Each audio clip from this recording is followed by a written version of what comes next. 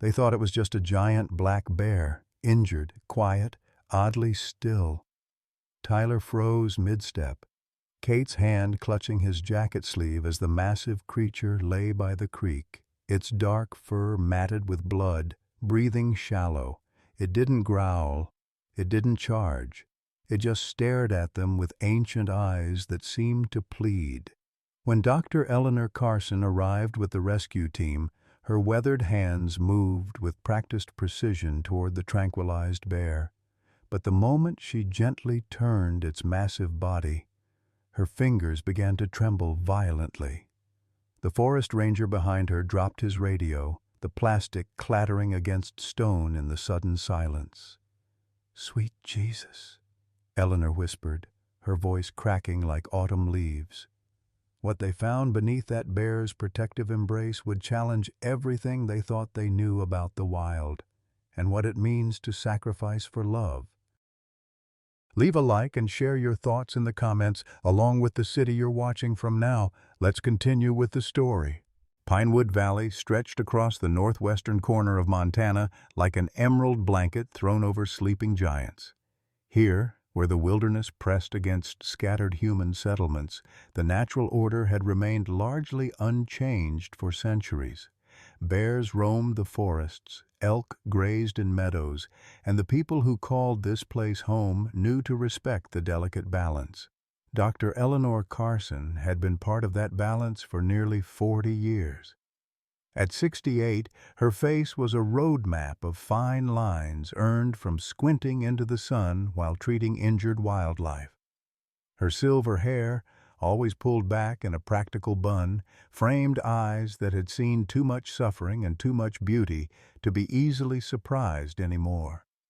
Since retiring from the state's wildlife service 3 years ago, she'd retreated to her cabin at the edge of the valley, living alone with only memories and the occasional call from the rangers when they needed her expertise. Tyler Jenkins and Kate Williams were relative newcomers to the valley. Young wildlife volunteers with matching khaki vests and idealistic smiles, they spent their weekends monitoring trail cameras and reporting unusual activity. What began as a shared class in environmental science had blossomed into romance, then purpose. They represented the future of conservation, energetic, tech-savvy, and earnest in ways that sometimes made Eleanor feel like a relic. Mason Reed's connection to the valley ran as deep as the pine roots. A third-generation forest ranger, his family name was etched into local history, though not always favorably. His father, known as Reed the Red for his distinctive beard and infamous hunting prowess, had been the most celebrated or reviled, depending on who you asked, bear hunter in 3 counties. Mason had chosen a different path, wearing the ranger's uniform as a kind of atonement, though few knew the burden of legacy he carried beneath his quiet competence. And then there was Richard Blackwood, a relative outsider despite owning the largest property on the valley's eastern ridge. Wealthy from pharmaceutical ventures and rarely seen in town, his sprawling compound employed local workers, but generated whispers about strange deliveries and unusual security. At 62, his silver-templed authority and generous donations to the county kept most questions at bay. And now there was Shadow, the locals' name for the massive black bear that occasionally appeared in trail footage, distinctive for his unusual size and the pale scar above his right eye.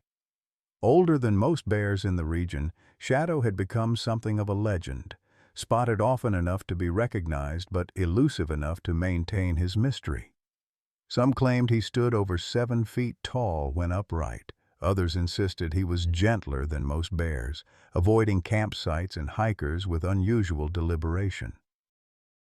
What no one knew, what no one could have guessed, was how this cast of characters would collide in the coming days, or how a single discovery beside a mountain creek would unravel secrets long buried in the valley's history.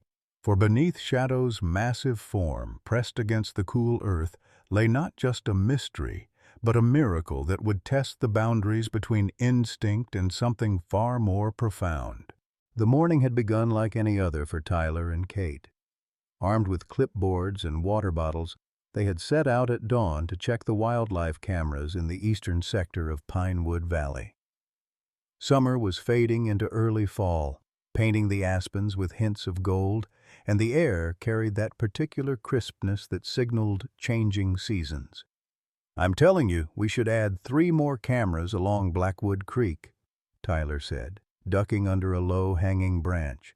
His boyish enthusiasm never seemed to dim, even after 2 years of volunteer work. "The migration patterns are shifting.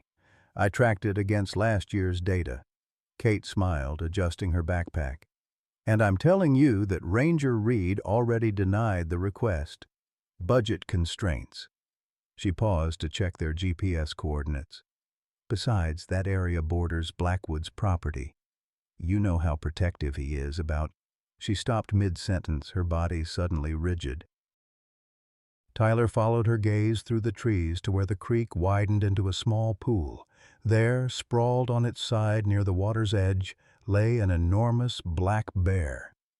"Is that—" Tyler whispered, instinctively lowering his voice. "Shadow," Kate confirmed, slowly reaching for her radio. "He's not moving much." They maintained their distance, observing the massive creature through binoculars. Shadow's breathing was labored, his massive chest rising and falling in shallow bursts. Blood matted the fur along his side, and one paw occasionally twitched, as if batting away phantom flies.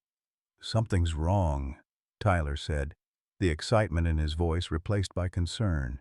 "He should have sensed us by now." Kate finished the emergency call to Ranger headquarters and pocketed her radio. "They're sending Mason and a vet team. 2 hours, maybe less." "We should stay," Tyler decided. "Mark the location, make sure no hikers stumble upon him." The waiting was the hardest part. They retreated to a safe distance, occasionally checking through binoculars. Shadow remained motionless except for his breathing, his dark eyes open but unfocused. "I've never seen him this close before," Kate whispered. "You forget how massive they are." By the time the rescue team arrived, the afternoon shadows had lengthened across the forest floor. Mason Reed led the way, his tall frame moving with the purposeful efficiency of someone who knew every root and rock in these woods. Behind him came Dr. Eleanor Carson, looking smaller than Kate remembered, but carrying her medical kit with the same authority she'd always commanded. "How long has he been like this?" Mason asked, surveying the scene from the tree line. "At least 4 hours," Tyler reported. "No significant movement. Breathing is consistent but shallow." Eleanor set down her medical kit and pulled out a tranquilizer rifle. "I'll need to sedate him before we can assess the damage," she said, her voice matter-of-fact despite the unusual situation. "Mason, be ready with the backup dose if needed." They watched as Eleanor loaded the dart with practiced hands that betrayed only the slightest tremor of age. Her first shot found its mark in Shadow's massive shoulder. The bear barely reacted, just a low groan and a slight shift of his massive head. "That's not normal," Mason muttered. "He's either very weak or remarkably tolerant," Eleanor finished, already approaching with cautious steps. The next 20 minutes unfolded with the careful choreography of experienced wildlife handlers. Mason and his 2 junior rangers secured the perimeter while Eleanor performed her initial examination. She checked Shadow's vitals, examined the visible wounds along his flank, and assessed his overall condition with quiet efficiency. "Multiple lacerations along the left side," she reported. "Possibly from another bear, though the pattern is unusual. Significant blood loss. Possible internal injuries." She ran her hands along Shadow's massive jaw. "Signs of dehydration. He hasn't eaten or drunk in at least 2 days, I'd guess." Then came the moment that would change everything. Eleanor was checking the bear's abdomen when she noticed something odd about the way he was positioned. His massive front legs were curled inward, not splayed as would be natural for a bear lying on its side. "Help me turn him," she instructed Mason. "Carefully. Something's not right." It took 3 of them to shift Shadow's enormous weight. As they rolled him partially onto his back, Eleanor's hands suddenly froze. Her expression changed from professional concentration to utter disbelief. "Oh my God," she whispered. Tucked against Shadow's chest, hidden by his massive bulk and protected by his curled forelegs, were 2 tiny bear cubs. One was clearly unconscious, barely breathing, its small form limp and vulnerable. The other was slightly larger, eyes wide with fear, but alive, pressing against Shadow's warmth. "That's impossible," Mason breathed. "Male bears don't—" "They usually kill cubs," Kate finished, her voice hushed with wonder. "They don't protect them." Eleanor's practiced hands were already moving, gently extracting the smaller cub. "This one's critical. Severe dehydration, possible hypothermia." She handed the tiny form to her assistant. "Warming blankets and fluids immediately." The larger cub made a small, whimpering sound as Eleanor lifted it away from Shadow's protective embrace. Unlike its sibling, it showed more vigor, even attempting to squirm back toward the massive bear. "They're not his," Mason said, stating the obvious. "Must be orphans. But why would he—" Eleanor didn't answer immediately. Her weathered face had softened, the professional mask slipping to reveal something that looked almost like tenderness as she examined the cubs. "I've been working with wildlife for 40 years, she finally said, her voice quiet but firm. "And I've never seen anything like this. He wasn't just lying near them. He was sheltering them, protecting them." Tyler looked from the cubs to Shadow and back again. "Do you think he was their only chance?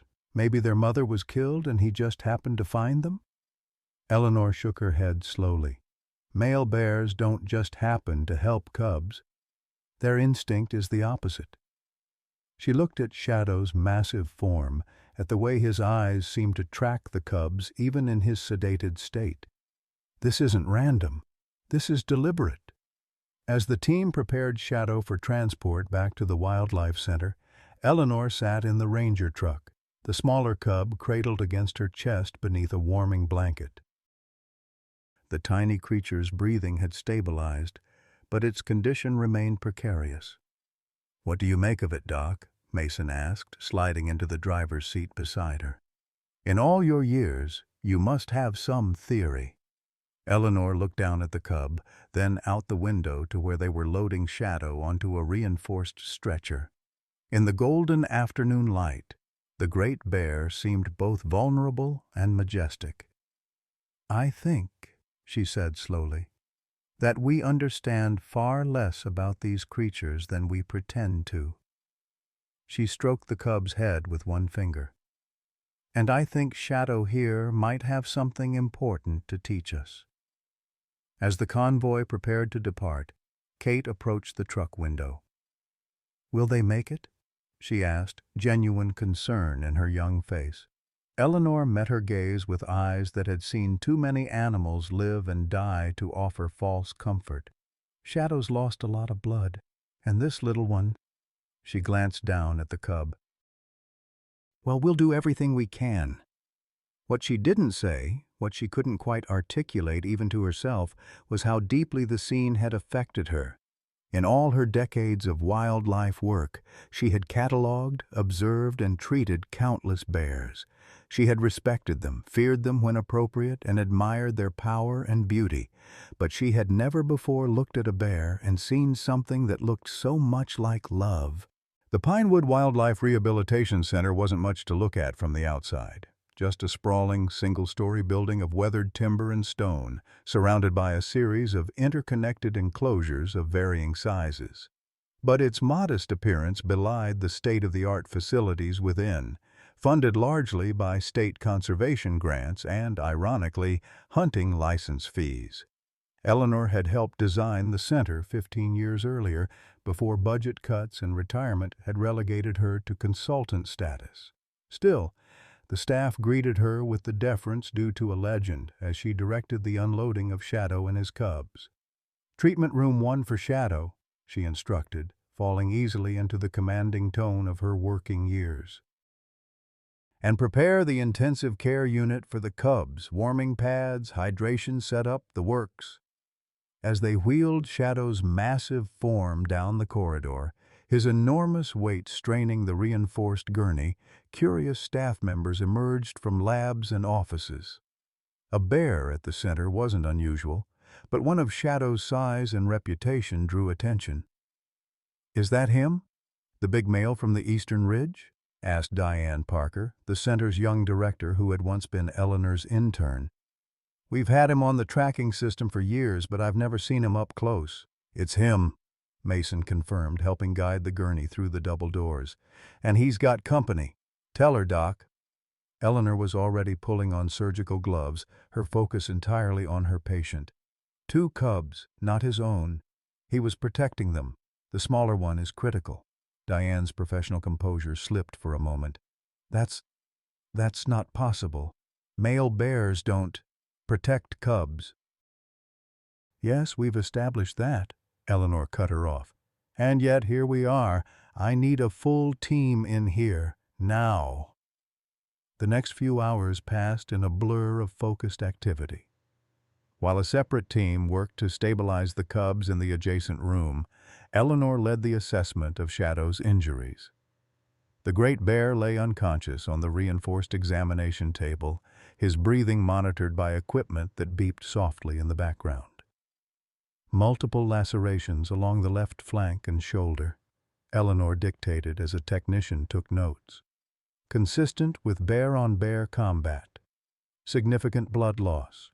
Evidence of older injuries as well. She paused as her examination revealed something unexpected. A pattern of small, round scars partially hidden by thick fur near Shadow's right shoulder. "These are bullet wounds," she said quietly, her fingers gently probing the old injuries. "At least 3 entry points. They've healed, but poorly. I'd estimate they're 3, maybe 4 years old." Mason, who had been observing from near the door, stepped closer. "Poachers? Or legal hunters who failed to finish the job," Eleanor replied, a hint of old bitterness in her voice. As she continued her examination, she found more evidence of Shadow's difficult life. A broken and healed rib, scarring consistent with territorial fights, and a distinctive mark above his right eye that had given him his name. But it was the discovery on the back of his head that made her hands still. "What is this?" she murmured, parting the thick fur to reveal a small, perfectly straight scar, perhaps 3 inches long, at the base of Shadow's skull. Unlike his other injuries, this one had the precision of a surgical incision. Before she could examine it further, a commotion from the adjoining room drew her attention. The smaller cub had gone into distress, its already weak vital signs faltering. "I need to—" she began, but Diane was already at the door. "We've got the cubs, Dr. Carson. You're the only one who can help Shadow." Eleanor hesitated, torn between patience, then nodded sharply. "Keep me updated. Every 15 minutes. As the team continued working on Shadow, administering fluids, cleaning wounds, and preparing for possible surgery, Mason excused himself to make some calls. When he returned an hour later, his expression had changed from concern to something more complex. "I've been checking the database," he said, pulling Eleanor aside. "I think I know this bear, not just from the tracking data, but from history." Eleanor raised an eyebrow, her hands still working methodically as she sutured a particularly deep laceration. "Go on." 4 years ago, we had reports of a mated pair of black bears in the eastern sector. Unusually large male with a distinctive marking above the right eye, traveling with a smaller female. They were spotted multiple times that spring. Eleanor's hands slowed slightly. "And?" Mason's jaw tightened. "That fall, we had a report from a hunting party. Legal tags, everything by the book.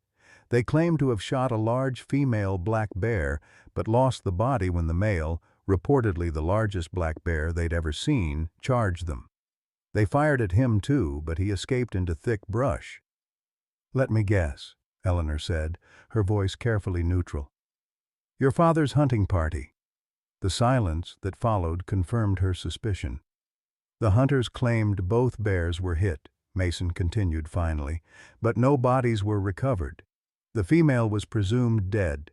The male survived with bullet wounds that match exactly what I'm seeing here," Eleanor finished, looking down at Shadow with new understanding.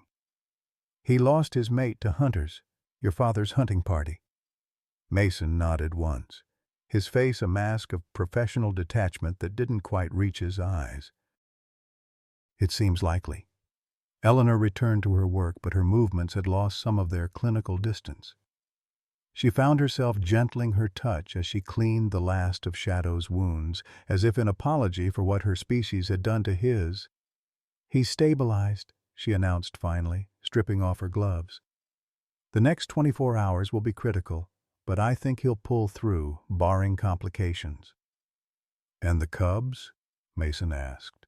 As if in answer, Diane appeared at the door, her face drawn with exhaustion, but brightened by a small smile. "They're responding to treatment. The larger one is already taking formula.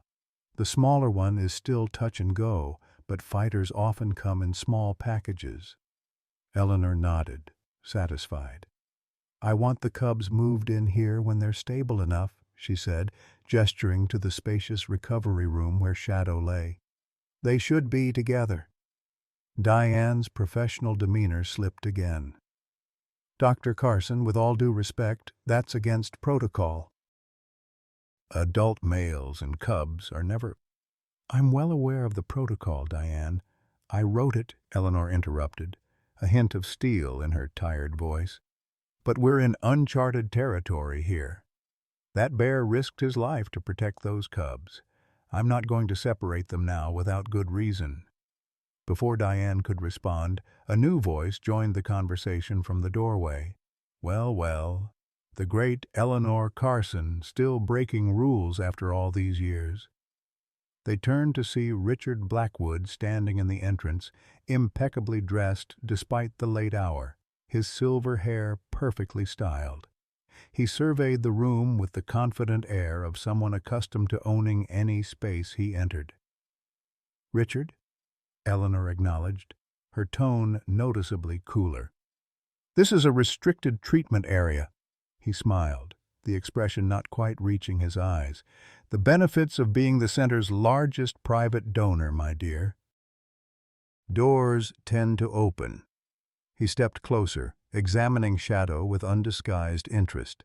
"So this is the magnificent creature I've been hearing about, even larger than the report suggested." Eleanor moved slightly, her body unconsciously positioning itself between Richard and the sedated bear. "What brings you here at this hour, Richard?" "News travels fast in small communities," he replied smoothly. "A bear of this size, with such unusual behavior, naturally, my scientific curiosity was piqued." He turned to Diane. "I'd like full access to the medical reports and permission to observe the recovery process, for research purposes, of course." Diane looked uncertainly between Richard and Eleanor, caught between the center's biggest donor and its most respected figure. "That will be up to Dr. Carson," she said diplomatically. "She's the lead on this case." Richard's smile tightened almost imperceptibly. "Of course. Eleanor has always been protective of her patients." He turned back to her. "Perhaps we could discuss this over coffee, for old time's sake." Eleanor met his gaze steadily. "My priority right now is monitoring these animals through the critical period. We can discuss research access later." Something flickered in Richard's eyes. Annoyance, perhaps, or something deeper, before his smooth veneer returned. "As you wish. I'll check back tomorrow." He nodded to the others and turned to leave, pausing at the doorway. "Oh, and Eleanor, you might want to take a closer look at that scar on the back of his head. Quite unusual, wouldn't you say?" After he left, an uncomfortable silence settled over the room. I don't trust that man, Mason said finally. Never have. Eleanor was staring at the door, her expression troubled. Richard and I have history. Professional disagreements about wildlife research methods. She turned back to Shadow, her hand moving almost unconsciously to the spot where she'd discovered the surgical scar. But he's right about one thing. This bear has more secrets than we've uncovered. As if on cue, one of the monitoring machines attached to Shadow began to beep more rapidly. His massive form shifted slightly on the table, one enormous paw twitching. He's coming out of sedation faster than expected, Diane observed, checking the readings. Should we administer another dose? Eleanor watched as Shadow's breathing changed, becoming more deliberate. Even sedated, his massive head turned slightly toward the adjoining room where the cubs were being treated. No, she decided. Let's see how he responds first. She moved closer to the great bear, her voice dropping to a gentle murmur. Easy, old boy. You're safe now. And so are they. Whether it was coincidence or comprehension, Shadow's breathing steadied at her words. His eyelids flickered but remained closed. Later that night, after the cubs had been stabilized enough to move into a warming enclosure in Shadow's recovery room, Eleanor sat alone with her patients. The younger staff had tried to convince her to go home and rest, but at her age, she knew her own mind. Some watches couldn't be delegated. In the dim light, she studied the three bears, the massive adult and the tiny cubs, and pondered the mystery before her. Male bears killing cubs was so well documented, so fundamental to their behavior, that Shadow's protective instinct defied explanation. And yet, the evidence was irrefutable. What happened out there? She whispered to the sleeping giant. What changed in you? The question hung in the quiet room, unanswered. But as the night deepened, Eleanor found herself remembering something her grandfather, a lifelong woodsman, had once told her. The wild has more wisdom than all our books, Ellie, and every now and then it shows us something that rewrites everything we thought we knew. Perhaps Shadow was one of those rare exceptions, a rewriting of the natural order. Or perhaps there was more to this story, hidden beneath fur and flesh, and the surgical precision of that mysterious scar. Either way, Eleanor Carson intended to find out. Dawn broke over Pinewood Valley, painting the Wildlife Center in soft gold and casting long shadows across the observation room where Eleanor had spent the night. She awoke with a start, momentarily disoriented, her body protesting the hours spent in the uncomfortable chair. At 68, she was too old for such vigils, though she'd never admit it aloud. Shadow remained sedated but stable, his massive chest rising and falling in a steady rhythm. The monitors showed improved vital signs, remarkable, given the extent of his injuries. In the warming enclosure nearby, the cubs had made it through the night. The larger one had taken formula 3 times, while the smaller cub had finally begun showing signs of improvement around 3 a.m. "You're a stubborn old thing," Eleanor murmured, checking Shadow's IV line. "Just like me." The door opened quietly, and Diane entered with 2 steaming cups of coffee. "Thought you could use this," she said, handing one to Eleanor. "Any changes overnight?" "The little one turned a corner," Eleanor reported, accepting the coffee gratefully. "Started taking fluids around 3. The larger cub is doing remarkably well, all things considered." Diane nodded, her gaze moving to Shadow. "And our big friend?" "Stable, healing faster than I would have expected." Eleanor sipped her coffee, wincing at the institutional bitterness. "Have you had a chance to run tests on the blood samples?" "Lab's backed up. Should have preliminary results this afternoon." Diane hesitated, then added, "Richard Blackwood called first thing this morning. He's sending over some research team. Says they have specialized equipment that might help." Eleanor's face hardened slightly. "Did he now?" "I told him all outside consultations needed your approval as lead veterinarian." Diane looked uncomfortable. "He didn't like that answer much." "I'm sure he didn't." Eleanor rose stiffly, stretching muscles that had stiffened overnight. I need to check on something. Can you monitor them for an hour? In the center's small medical library, Eleanor pulled up the archived research database. It had been years since she'd needed to access these records, and the unfamiliar computer system frustrated her until a young technician showed her the updated search functions. "What exactly are you looking for, Dr. Carson?" the young woman asked. "Research involving black bears in this region," Eleanor replied. "Particularly anything involving neural studies or behavioral modification from the last 10 years or so." The search yielded dozens of studies: population density analyses, migration pattern mapping, dietary research, but nothing involving neural studies or behavior modification. Eleanor frowned, refining her search parameters. Still nothing. "That's odd," she muttered. "I know there was work being done. Richard was quite involved." On a hunch, she searched for Richard Blackwood's name directly. This yielded several results, mostly acknowledgments in funding sections of various wildlife papers. But one title caught her attention: Ursus americanus Cognitive Response Patterns in Controlled Environments. Preliminary Findings. The paper was listed as unpublished, access restricted. Eleanor's frown deepened. "Can you pull this one up?" she asked the technician. "Sorry, Dr. Carson. Looks like it's behind a security wall. Probably proprietary research." Eleanor thanked the young woman and left, her mind working through the implications. Richard had always been interested in animal cognition, particularly in predator species. Years ago, when they had both served on the center's founding board, he had advocated for more invasive research methods than Eleanor felt were ethical.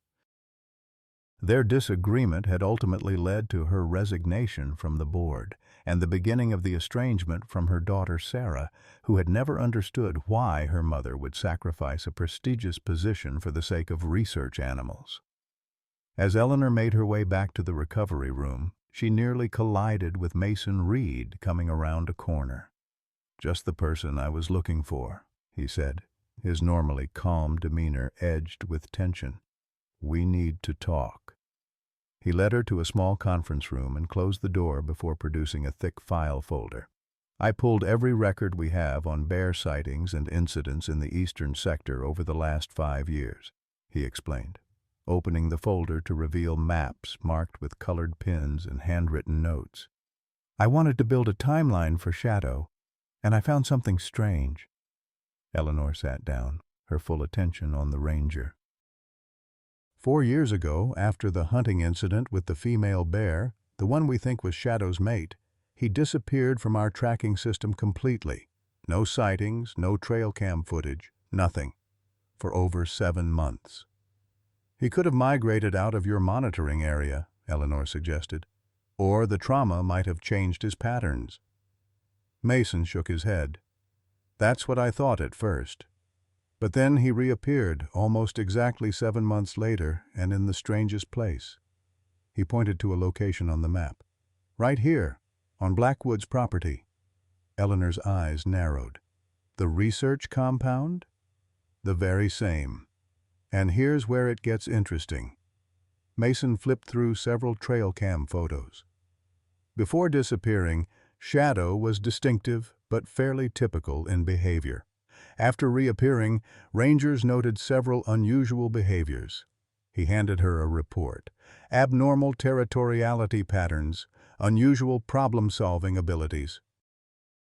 And this, he tapped a paragraph near the bottom of the page: a documented instance of him placing pine boughs over a caught leg hold trap, disabling it without triggering it. Eleanor read the report with growing disquiet. "That's not instinctual behavior. That's learning. Complex learning." "Exactly." Mason leaned back, his expression grim. "So I started wondering, what happened during those missing 7 months? And why did Shadow reappear on Blackwood's property of all places?" Eleanor was silent for a long moment, her mind connecting dots she had been trying to ignore. That surgical scar on the back of his head. It's precise, professional. Mason nodded slowly. I think Richard Blackwood knows a lot more about our bear than he's letting on. Before Eleanor could respond, there was a knock at the door. Diane poked her head in, her expression apologetic. Sorry to interrupt, but Shadow's waking up. And well, you need to see this.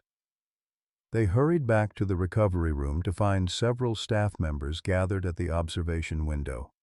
Inside, Shadow was indeed awake, not fully alert but conscious. His massive head was raised slightly, dark eyes fixed on the warming enclosure where the cubs lay. What struck Eleanor wasn't just that he was awake, but his posture. Despite his injuries, the great bear had shifted his body to face the cubs directly. There was nothing threatening in his position. If anything, he looked protective, vigilant. He's been like this for 10 minutes, Diane explained quietly. He hasn't made any aggressive moves. He's just watching them. Eleanor entered the room slowly, speaking in soft, calm tones. Easy, Shadow. You're safe. The cubs are safe. The massive bear's attention shifted slightly, his eyes tracking her movement but returning quickly to the cubs. The larger cub, perhaps sensing Shadow's presence, had awakened and was making small, distressed sounds, pawing at the enclosure wall. Against protocol, against better judgment, Eleanor made a decision. Open the enclosure, she instructed. Dr. Carson, that's not... Diane began. I know what I'm doing, Eleanor cut her off. Open it. Just the top panel. Let them see each other properly. Reluctantly, Diane complied, sliding back the top section of the clear enclosure. The larger cub immediately became more agitated, standing on wobbly legs. What happened next left everyone in the room speechless. Shadow made a low, rumbling sound, not a growl, but a deeper, almost purring vibration. The cub responded immediately, its distress transforming into what could only be described as recognition. It pawed the air in Shadow's direction. My God, someone whispered. They know each other. Eleanor moved closer to the enclosure, her experienced eyes evaluating both animals. The smaller one still can't move much, she said quietly. But this one, she reached a decision. I'm going to lift him out. Everyone stay absolutely still. With gentle hands, she lifted the larger cub from the enclosure. It squirmed in her grasp, but didn't struggle as she carried it slowly, carefully toward Shadow. The room held its collective breath. When she was about 3 feet from Shadow, Eleanor paused. The great bear was watching intently, his massive body tense but not threatening. Slowly, she knelt and placed the cub on the padded floor. For one heart-stopping moment, no one moved. Then the cub tottered forward on unsteady legs toward the enormous predator that, by all natural law, should have been its greatest threat. Shadow lowered his massive head. The cub reached him and nuzzled against his muzzle. The bear made that rumbling sound again, and one huge paw, capable of killing with a single swipe, moved with astonishing gentleness to draw the cub closer to his chest. I'll be damned, Mason breathed. Eleanor watched, tears forming in her eyes despite her professional detachment. In 40 years of wildlife medicine, she had never witnessed anything like this. A bond that defied natural instinct, that crossed the boundaries of what they understood about these animals. They'll need a proper enclosure, she said finally, her voice steady despite her emotion. Something larger, where they can be together, but we can still monitor them, and the little one will need continued intensive care. As the staff began making arrangements, Eleanor stepped into the hallway, needing a moment to collect herself. She found Mason there, his face troubled. You're thinking the same thing I am, he said quietly. Eleanor nodded. Whatever happened to Shadow during those missing months, it changed him fundamentally, and now I'm more certain than ever that Richard Blackwood was involved. So what do we do? Eleanor's jaw set in a determined line. We protect our patients, and we find out the truth. The rest of the day passed in a blur of activity. A larger recovery enclosure was prepared with a separate warming section for the smaller cub, allowing Shadow to maintain visual contact while the weakest cub received necessary care. Blood work and tissue samples were processed. Medications were administered. Through it all, Shadow remained remarkably calm, tolerating treatment with an almost human patience. He ate sparingly from the food offered, but drank water eagerly. Most striking was his continued attentiveness to the cubs, particularly to the smaller one, whose condition remained fragile. Late in the afternoon, Eleanor was reviewing test results when Diane entered her makeshift office, her expression concerned. "We've got a problem," she said without preamble. "Richard Blackwood is here with 2 researchers and a stack of legal documents. He's claiming proprietary research interest in Shadow and demanding access." Eleanor's face hardened. "On what grounds?" "He says Shadow was part of a behavioral study conducted on his property under proper permits. He's threatening to call the State Wildlife Board if we don't comply." Eleanor rose, her weariness replaced by steely determination. "Let him threaten. Those animals are under my medical care, and no one interferes with that care without my approval." In the center's small conference room, Richard Blackwood waited with 2 younger men in pressed shirts and khakis, research assistants by the look of them. He rose when Eleanor entered, his smile not reaching his eyes. "Eleanor, so good of you to make time for us." "Cut the pleasantries, Richard," she replied. "I understand you're making claims about my patient." He gestured to the documents spread on the table. "Not claims, my dear. Facts. The bear you're treating, Subject 7, as we designated him, was part of a state-approved behavioral study conducted on my property between 2021 and 2022. These papers grant my research team continuing observation rights." Eleanor picked up one of the documents, scanning it critically. "This permit expired 2 years ago." "The observation rights are perpetual," Richard countered smoothly. "Page 4, paragraph 3. "And what exactly was the nature of this behavioral study?" Eleanor asked, making no effort to hide her skepticism. Richard's smile thinned. "Simply monitoring natural behaviors in a controlled environment. Nothing invasive, I assure you."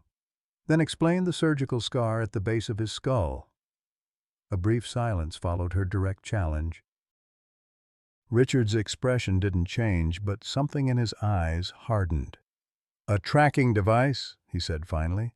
"Minimally invasive, subcutaneous, standard practice for long-term observation." Eleanor's eyes narrowed. "At the base of the skull? That's not standard placement, Richard. Not even close. Our veterinarians determined it was the optimal location for this particular subject." He leaned forward slightly.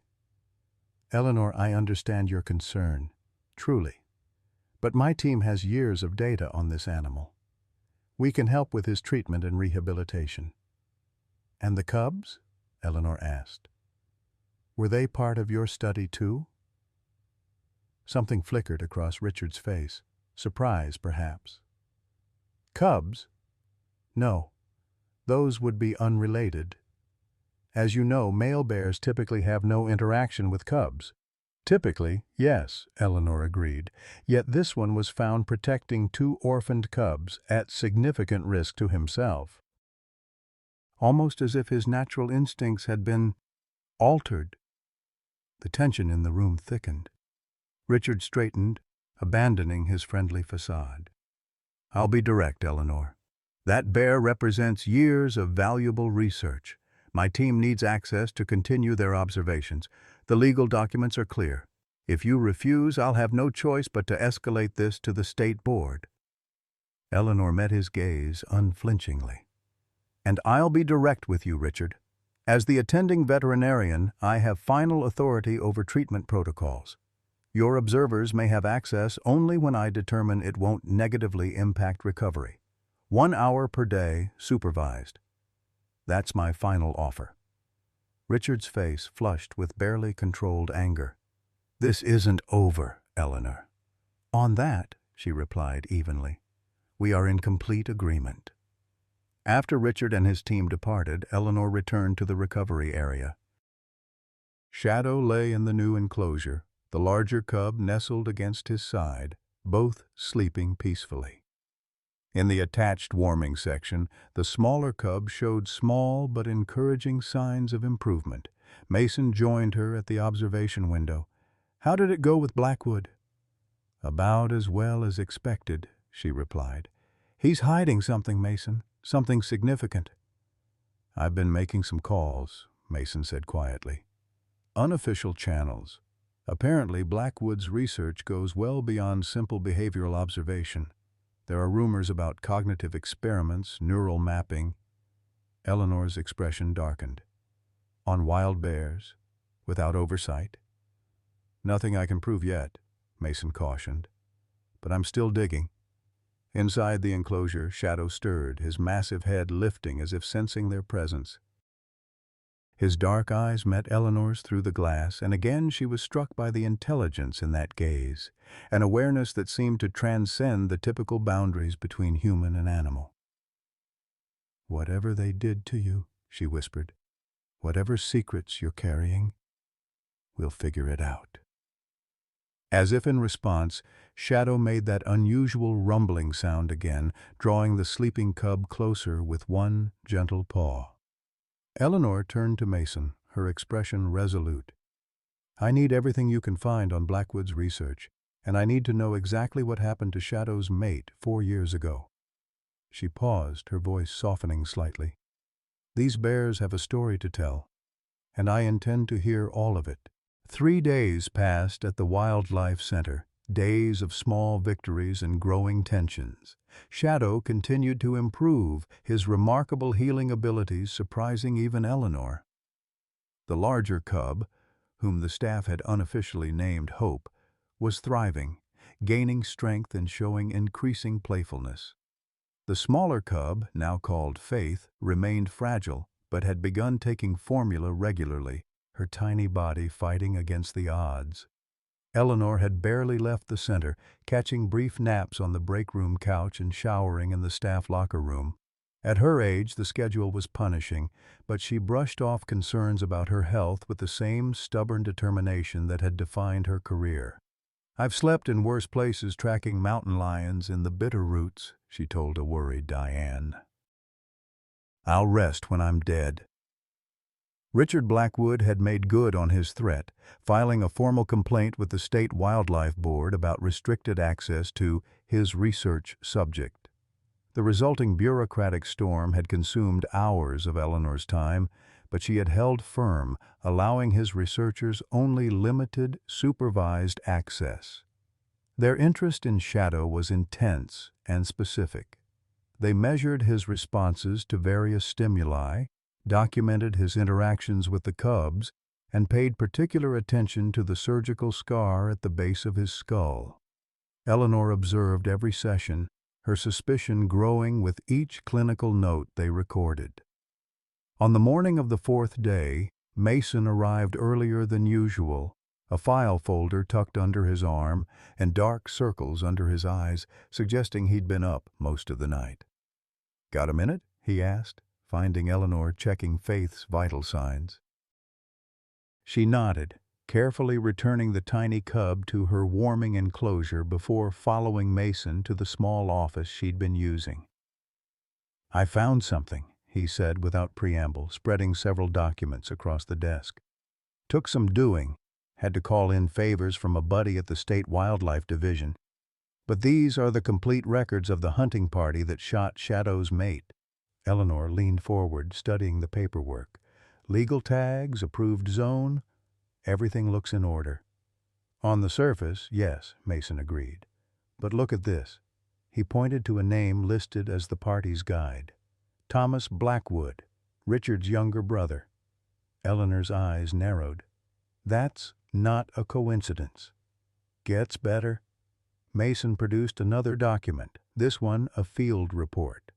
The hunting party claimed they lost the female bear's body after Shadow charged them, but satellite imagery from the following day shows a vehicle from Blackwood's compound at the exact location. And this, he laid down a faded photograph, was taken by a hiker 2 days after the hunt. The photo showed a flatbed truck partially visible through trees, a large dark form covered by a tarp in its bed. Even in the grainy image, the shape was unmistakably that of a bear. They recovered the body, Eleanor said, the pieces clicking into place. They shot her, then took her. Mason nodded grimly. And approximately 7 months later, Shadow shows up on Blackwood's property with a surgical scar. Eleanor sat back, her mind racing. Why? What possible reason could Richard have for orchestrating something like this? I don't know yet, Mason admitted. But there's more. I looked into Richard's background beyond his conservation work. He hesitated. 15 years ago, his son, James Blackwood, about 12 at the time, was attacked by a black bear while hiking on their property. Suffered severe injuries, including head trauma. Eleanor remembered reading about the attack years ago. The boy survived, though, didn't he? Physically, yes. But he suffered brain damage, permanent cognitive impairments. Mason's expression was grim. After the attack, Richard shifted his pharmaceutical research almost exclusively to neural regeneration and brain function. He even founded a private research institute. The implications hung heavy in the air. Eleanor thought of the surgical scar on Shadow's head, of his unusual behaviors, of Richard's intense interest in the bear's cognitive responses. He's using Shadow for some kind of neural research, she said finally, connected to his son's condition.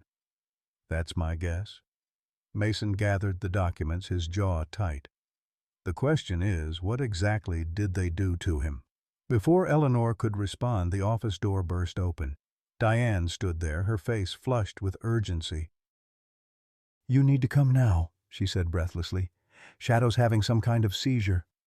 They rushed to the recovery enclosure to find Shadow on his side, his massive body racked with spasms.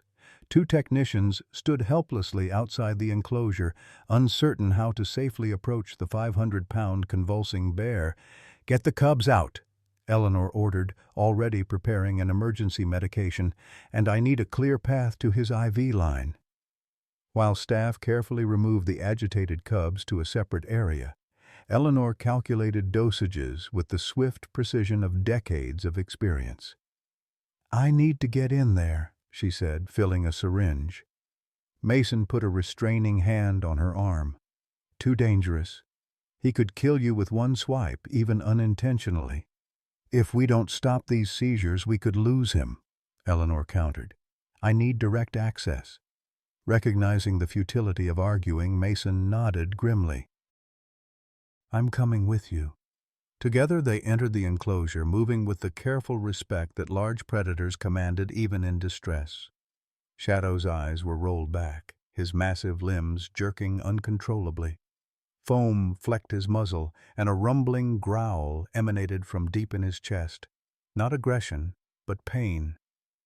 "Hold his head," Eleanor instructed, approaching from the side. Mason positioned himself at Shadow's head, using all his strength to steady the bear's massive skull while staying clear of the powerful jaws. Eleanor located the IV port they had established in Shadow's foreleg and smoothly injected the anti-convulsant. For several tense moments, nothing changed. Then, gradually, the seizure began to subside. Shadow's breathing remained labored, but the violent spasms eased into occasional tremors. "That's it," Eleanor murmured, her hand resting on the bear's heaving side. "Easy now." As Shadow's condition stabilized, Eleanor performed a quick examination, checking his vitals and pupillary response. What she found troubled her deeply. His neurological responses are all over the place, she reported to the team gathered outside the enclosure. This wasn't caused by his external injuries. Something else is happening here. Could it be infection? Reaction to medication? Diane suggested. Eleanor shook her head, her fingers probing gently around the surgical scar at the base of Shadow's skull. The area was swollen and hot to the touch. I think there's something under this scar, she said. Something that's causing inflammation or pressure. We need imaging, an MRI if possible. The nearest veterinary MRI is in Missoula, Diane pointed out, 2 hours away, and I'm not sure they can accommodate an animal of his size. Eleanor's mind raced through options. Richard's research facility has advanced imaging equipment, she said reluctantly. I've seen it in their published papers. You want to take Shadow to Blackwood? Mason asked incredulously. After everything we suspect? No, Eleanor corrected. I want to force Blackwood to bring his equipment here, under our supervision. Within the hour, Richard Blackwood arrived at the Wildlife Center, accompanied by a medical transport van and 3 technicians. His expression was a careful mask of professional concern, but Eleanor caught the calculating look in his eyes as he surveyed Shadow's condition. Seizures, you said? He inquired, maintaining the facade of a concerned researcher. How severe?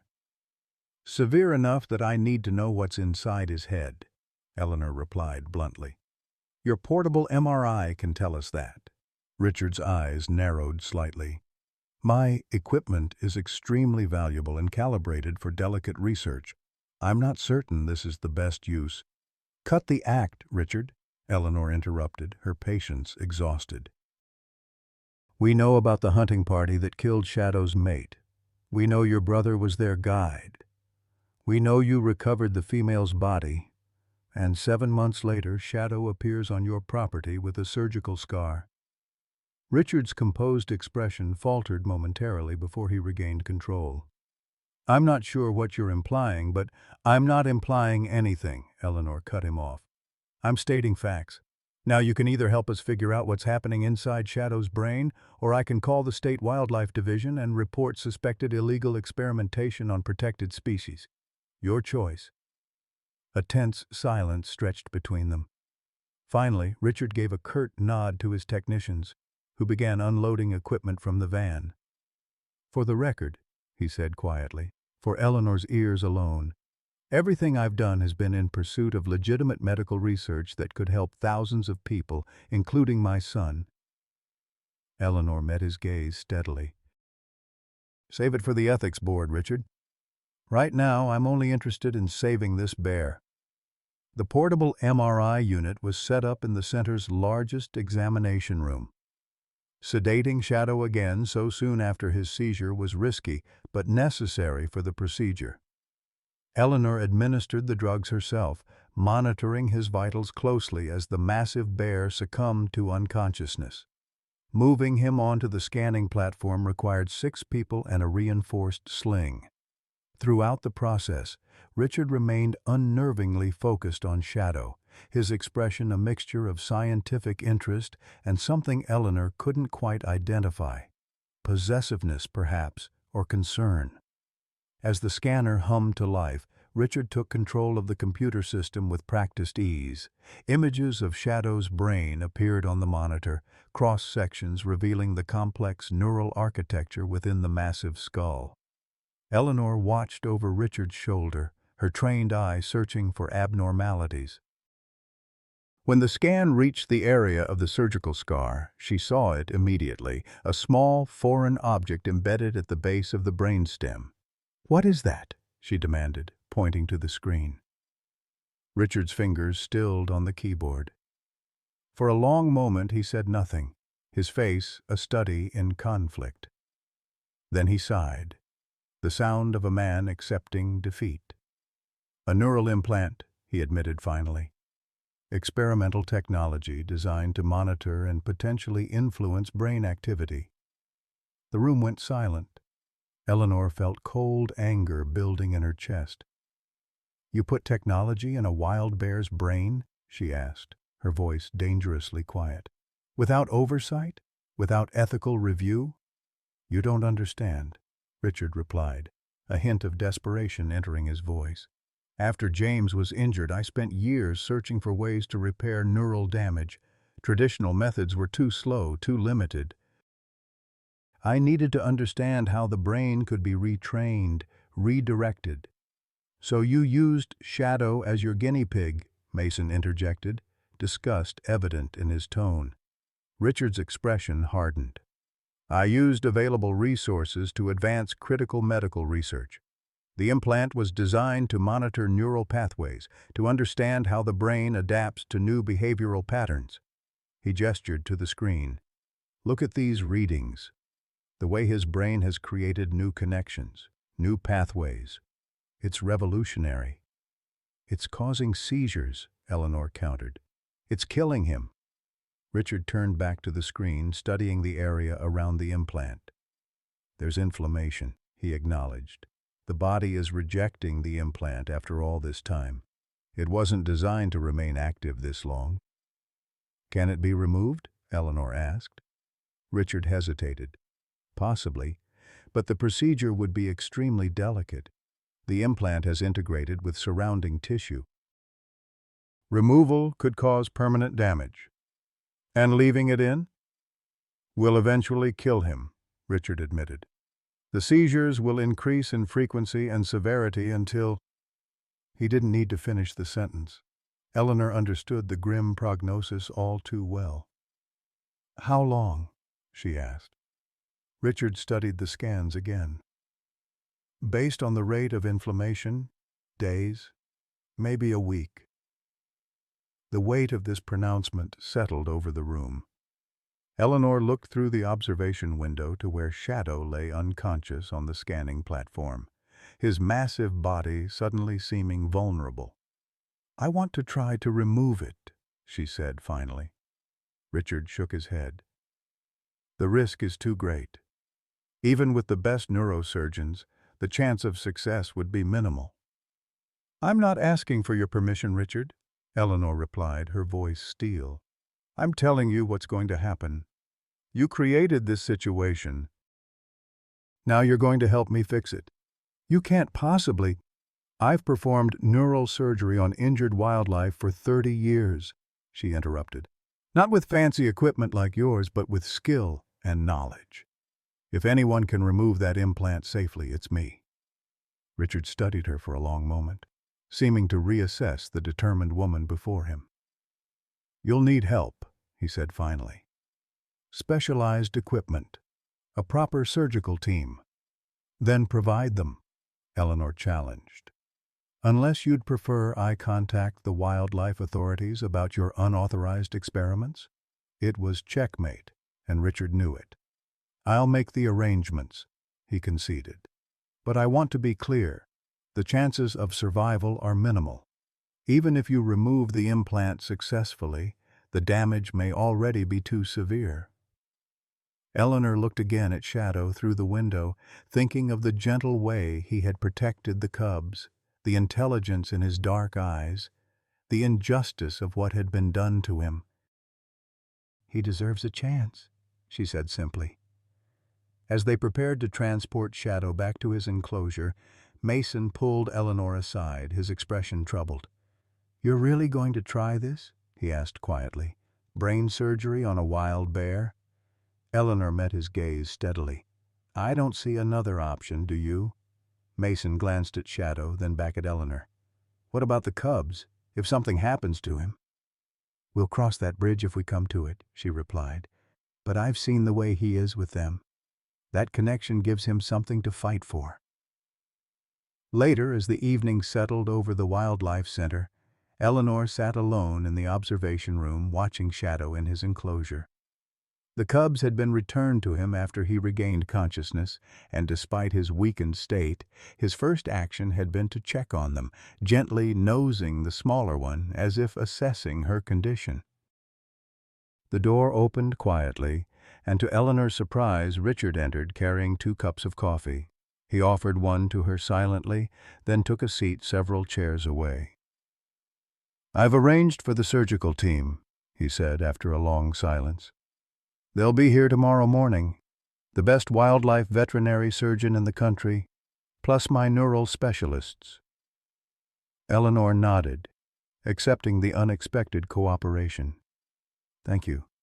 Richard stared through the glass at Shadow. "You know, when we first captured him, he fought the sedation. Most bears do. But after we placed the implant and he recovered, something changed. He became observant, methodical. He would watch us for hours, learning our patterns." A faint smile touched his lips. "The research team started calling him the Professor."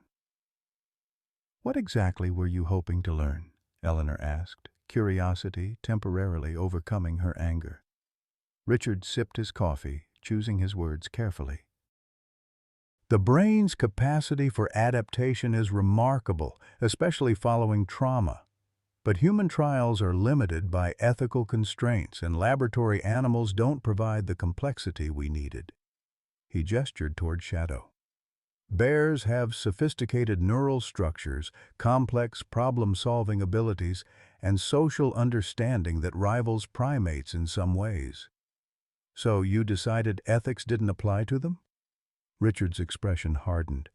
"I decided that advancing treatments that could help thousands of humans, including my son, justified the use of a few wild animals." "A few?" Eleanor caught the plural. "How many bears did you experiment on, Richard?" He didn't answer directly. Shadow was special. His responses exceeded all our projections. The way his brain formed new connections, developed new pathways. It was unprecedented. Eleanor studied him, seeing beyond the polished exterior to the desperate father beneath. "Your son's condition, it hasn't improved, has it?" "Despite all this." Something vulnerable flashed across Richard's face before he masked it again. "Science takes time," he said stiffly. "Each failure brings us closer to success." They sat in silence for a while, two aging professionals at the end of very different careers, united only by the massive bear before them. "He protected those cubs," Eleanor said finally, "a behavior that goes against every natural instinct. Was that your implant's doing?" Richard shook his head slowly. "The implant was designed to monitor neural activity, not control behavior. It could stimulate certain areas of the brain, yes, but not with that level of specificity." He leaned forward, studying Shadow with genuine scientific curiosity. "What he's doing with those cubs, that's all him. Something in his experiences rewired his instincts. Fascinating, really." "Or perhaps," Eleanor suggested quietly, "he simply chose compassion over instinct. Maybe losing his mate changed him. Maybe he recognized something in those orphaned cubs that spoke to his own loss." Richard smiled thinly. "You always did romanticize animals, Eleanor. And you always did underestimate them, Richard." Inside the enclosure, Shadow had settled into a resting position, the cubs nestled against his massive form. Despite his weakened state, his eyes remained alert, occasionally scanning the room as if assessing potential threats to his adopted charges. "Tomorrow's surgery," Eleanor said, changing the subject. "What are the real odds?" Richard considered this, his scientific mind calculating probabilities. 20% chance of survival, at best. The implant has been in place for years.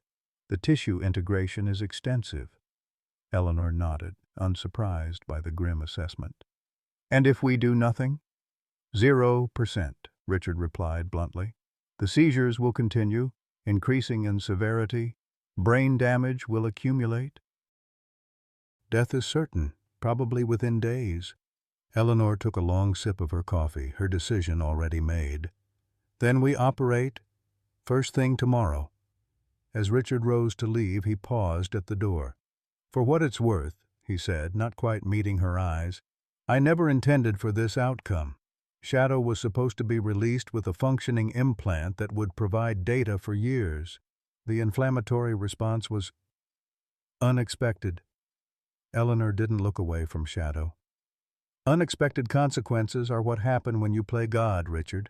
Something to consider for your next experiment. After he left, Eleanor remained in the observation room, keeping a silent vigil over her patient.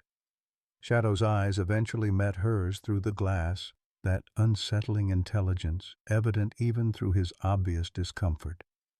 "We're going to try to fix what they did to you," she told him softly, knowing he couldn't hear through the glass but needing to say the words nonetheless. "It's a long shot, but I think you're used to those." Shadow continued to watch her, his gaze unwavering. Then, with deliberate gentleness, he drew the smaller cub closer against his chest, as if making his priorities clear. Eleanor understood the message. "I'll look after them," she promised. "Whatever happens, they'll be protected."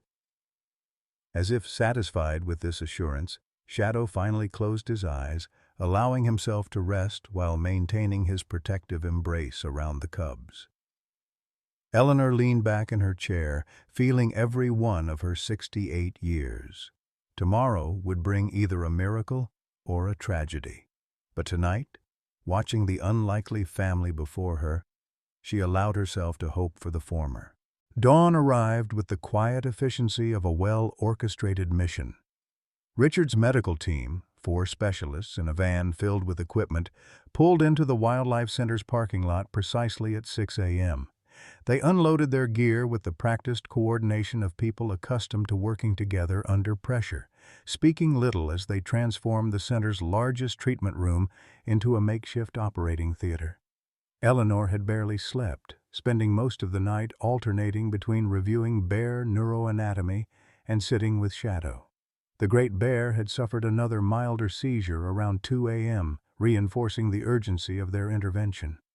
By morning, his condition had stabilized somewhat, but his normally alert eyes were dulled with pain.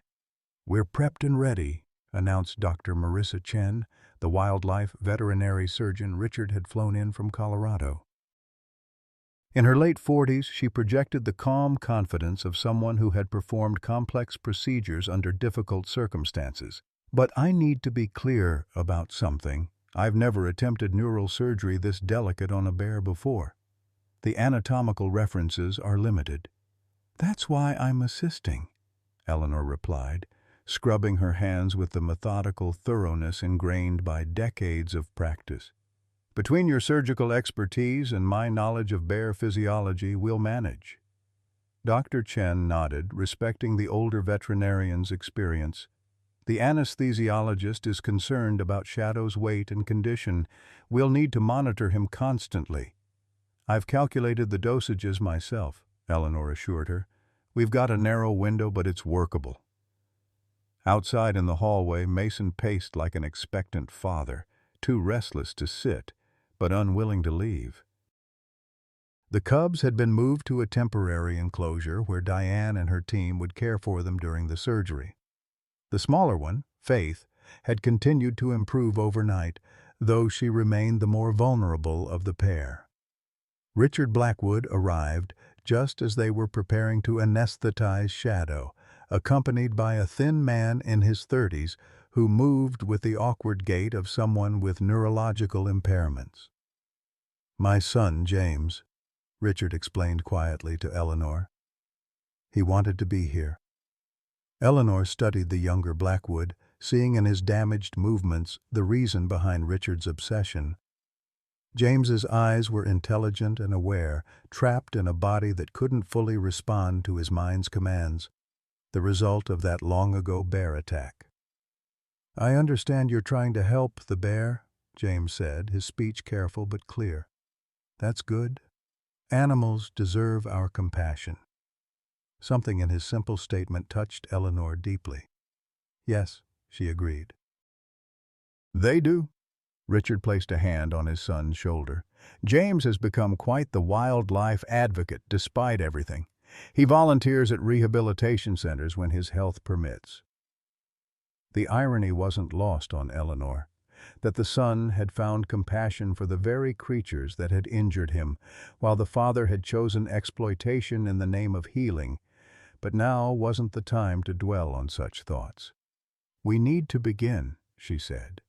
You can observe from the gallery if you wish." The process of anesthetizing a bear of Shadow's size was complex and dangerous.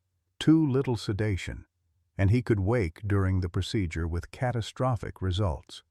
Too much, and his massive heart might simply stop. The anesthesiologist, a specialist in large predator medicine, worked with focused precision, monitoring every sign as Shadow slipped gradually into unconsciousness. "BP stable, heart rate acceptable," he reported. "We're in the window." Eleanor took a deep breath, centering herself as she had before thousands of procedures throughout her long career.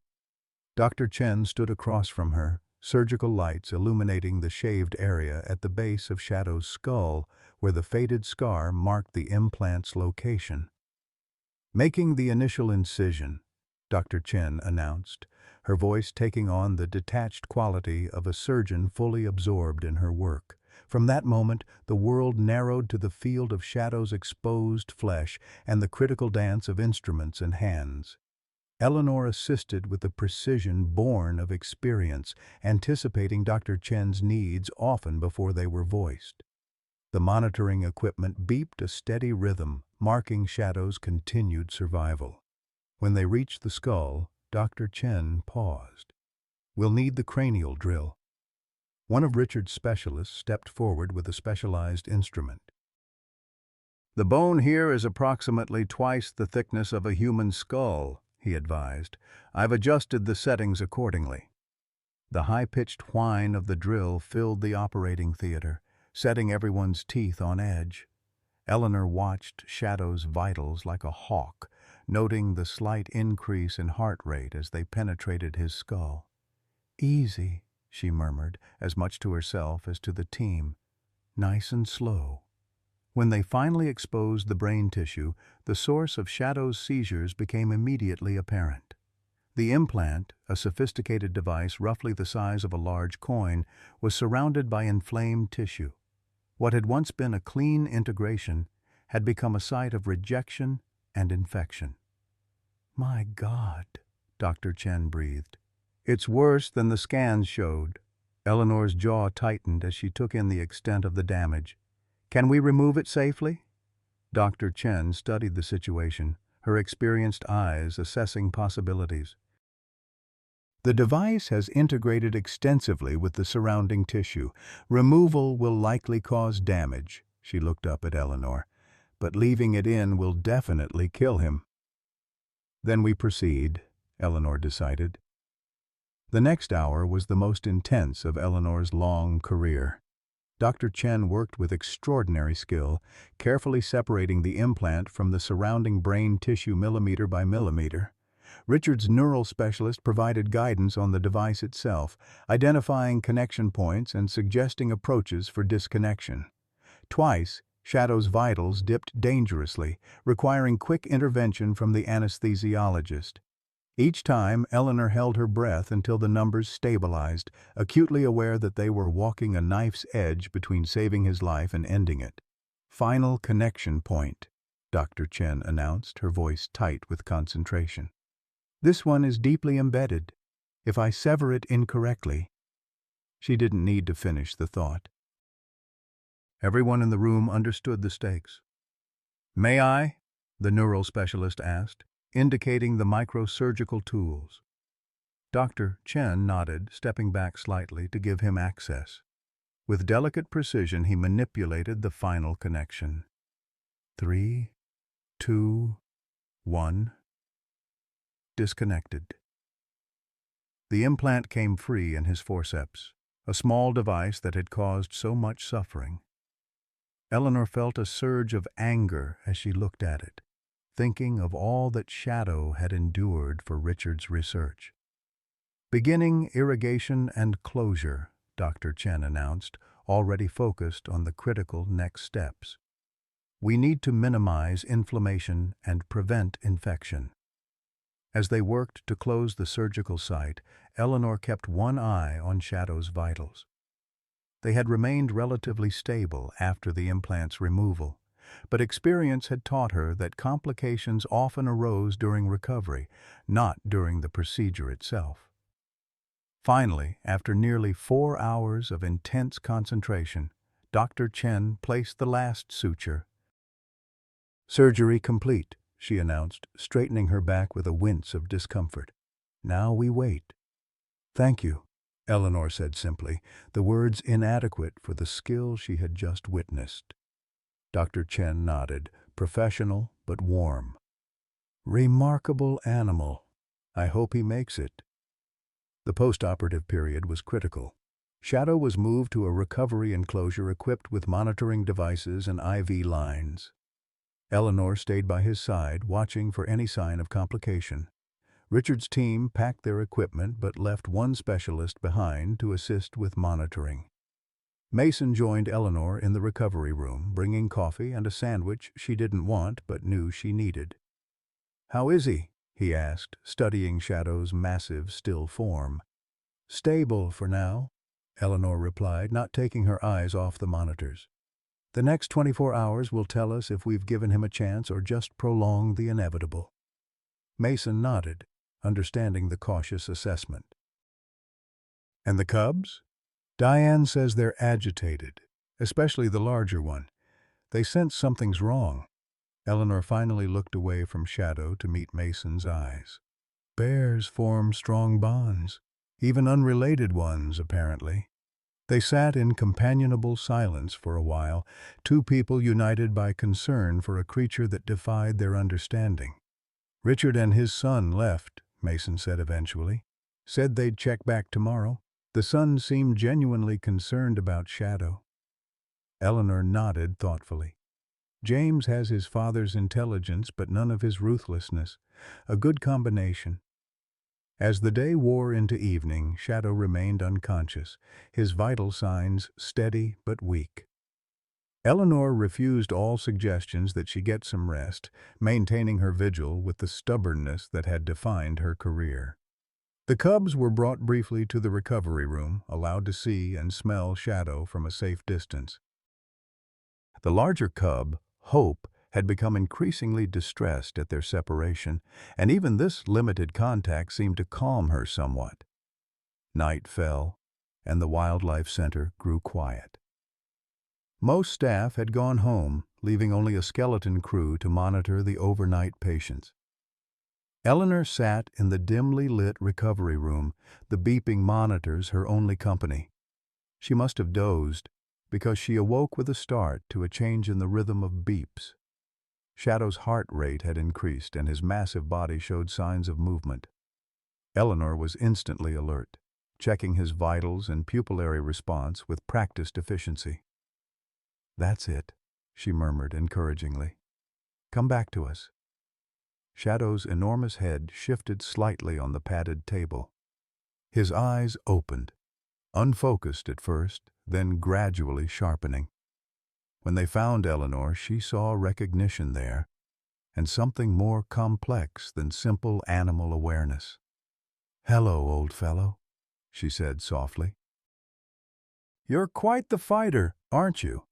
Shadow made a low rumbling sound deep in his chest. Not a growl of threat, but something Eleanor had come to recognize as his unique form of communication.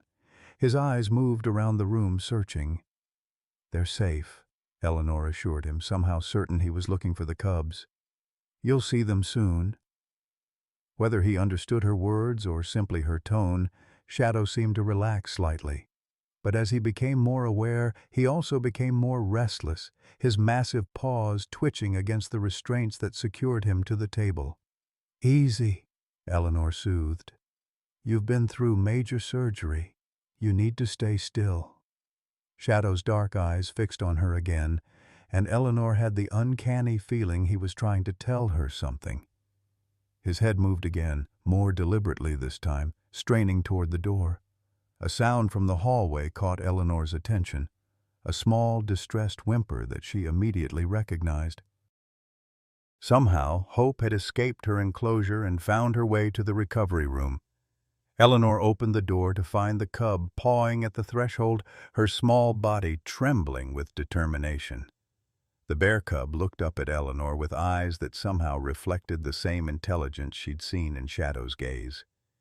You're as stubborn as he is, Eleanor said, torn between protocol and compassion. After a moment's hesitation, she made a decision that violated every standard operating procedure but felt undeniably right. All right, she conceded, gently lifting the cub, but only for a moment, and you must be very gentle. She carried Hope to Shadow's side, holding her where the great bear could see and smell her but not reach her. Shadow's response was immediate. His body relaxed, and the rumbling sound returned, softer now. Hope whimpered and squirmed in Eleanor's grasp, clearly wanting closer contact. "He's too weak," Eleanor explained, as if the cub could understand. "We can't risk him moving too much right now."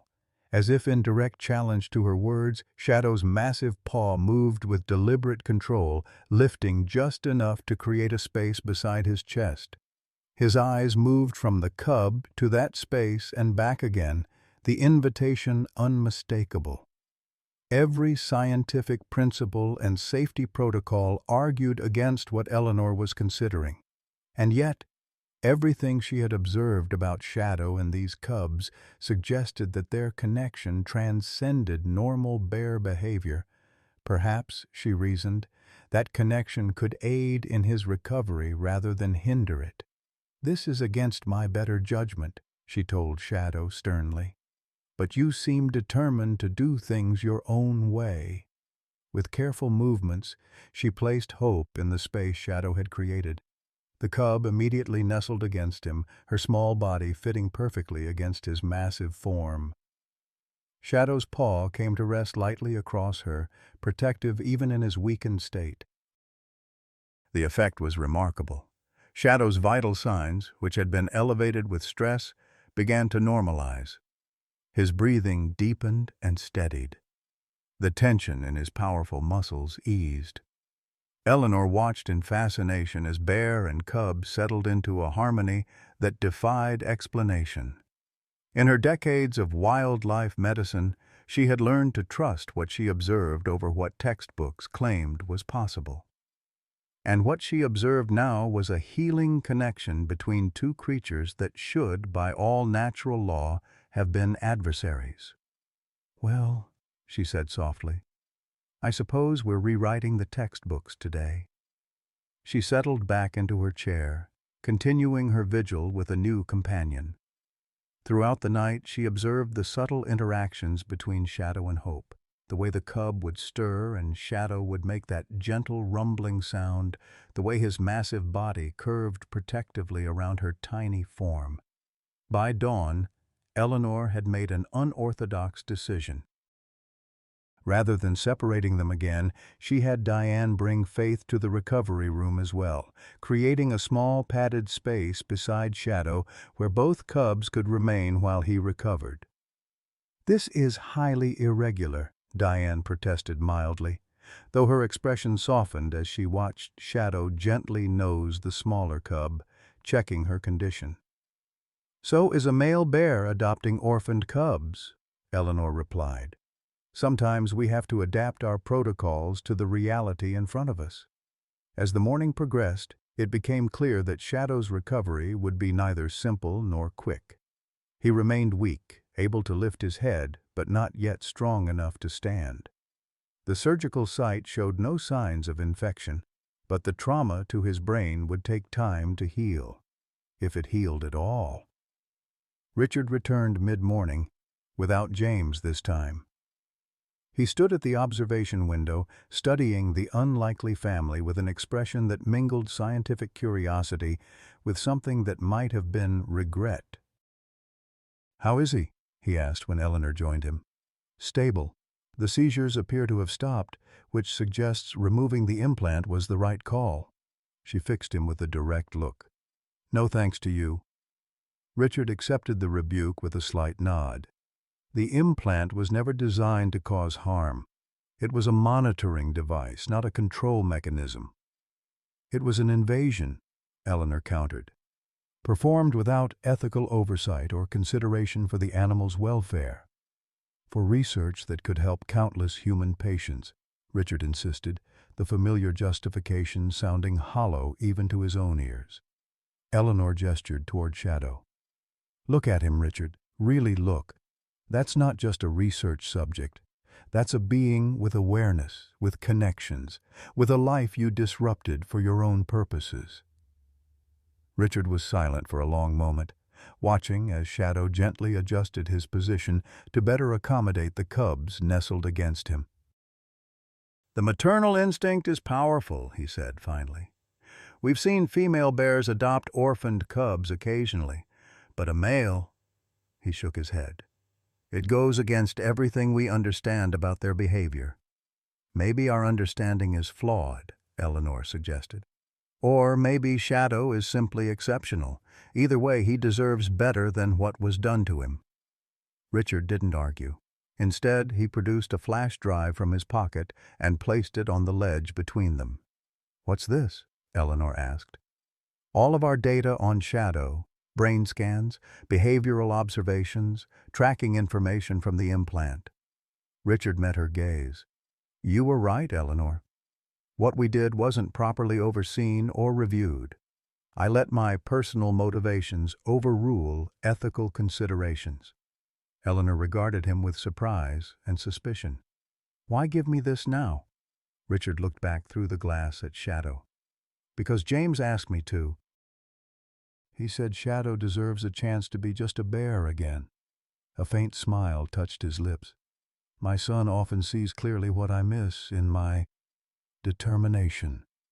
Eleanor pocketed the flash drive, not yet ready to forgive, but acknowledging the gesture. "What will you do now?" "Continue my research, but through proper channels, transparent protocols." Richard straightened his shoulders.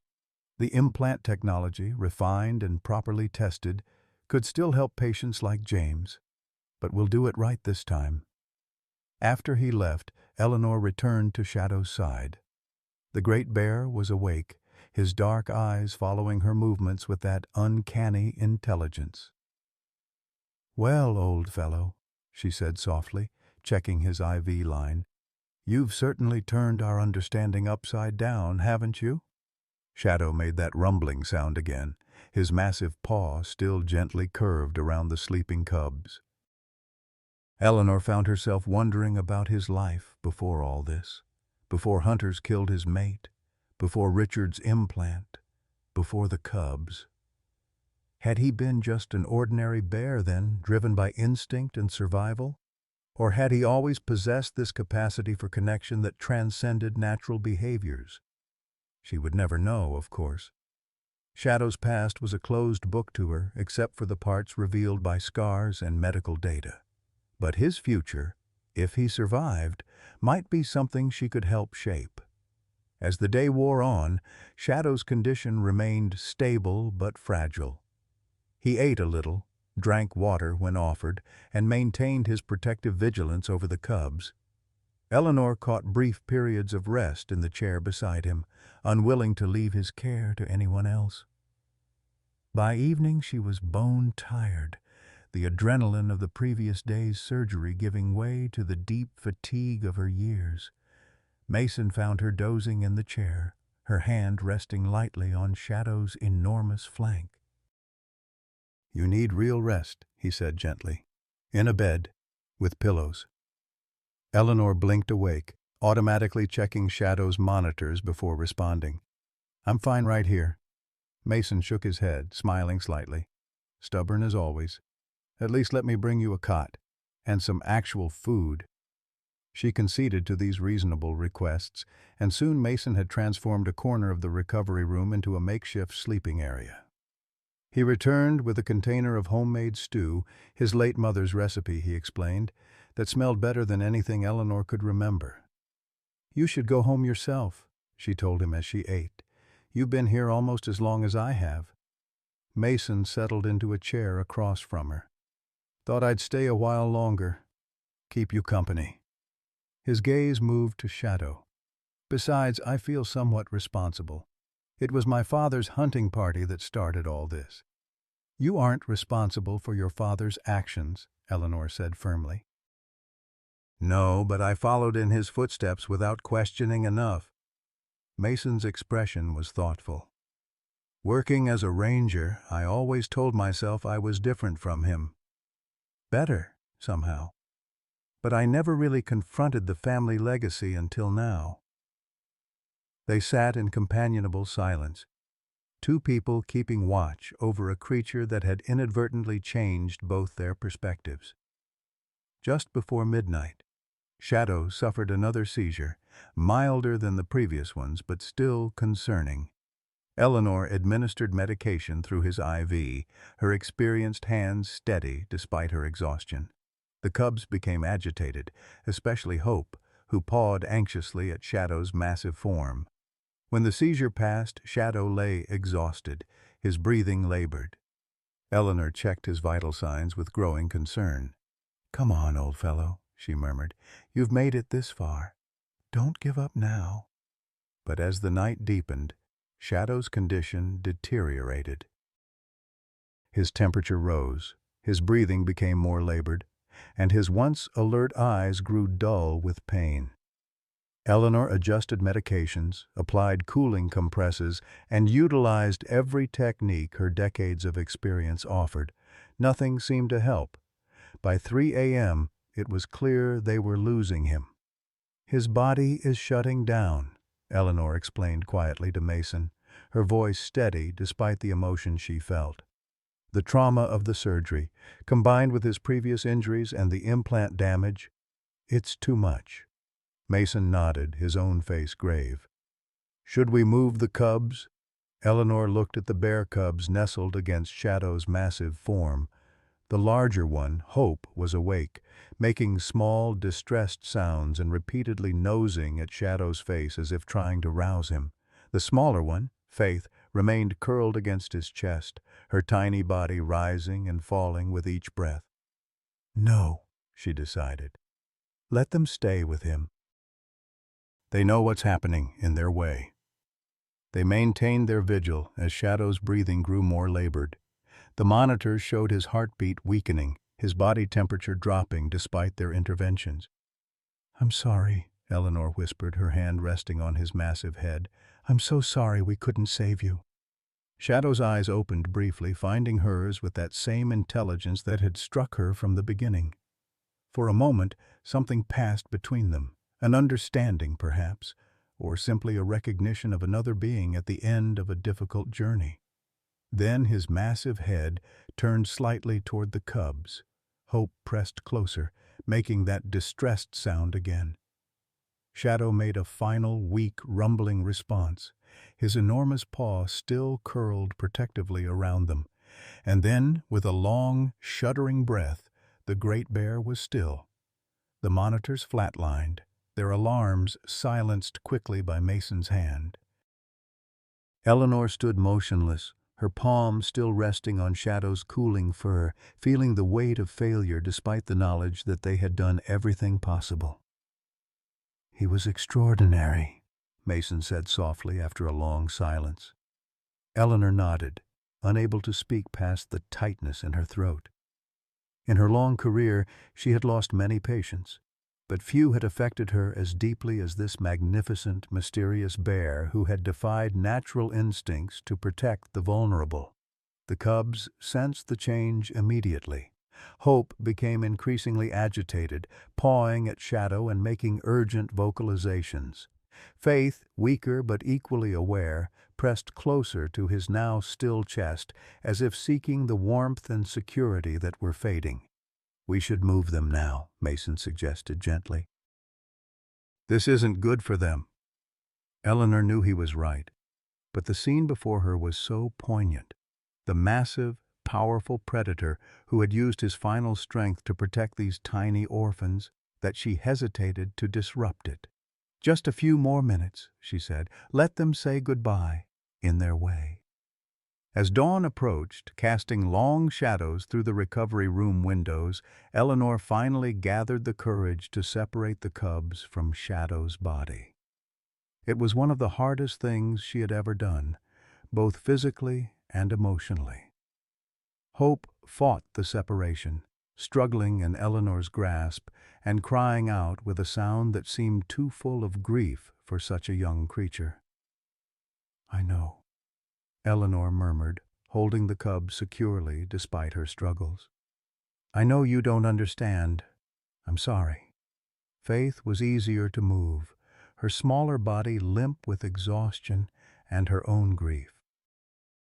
Mason carried her to the temporary enclosure they had prepared, while Eleanor followed with the still protesting Hope.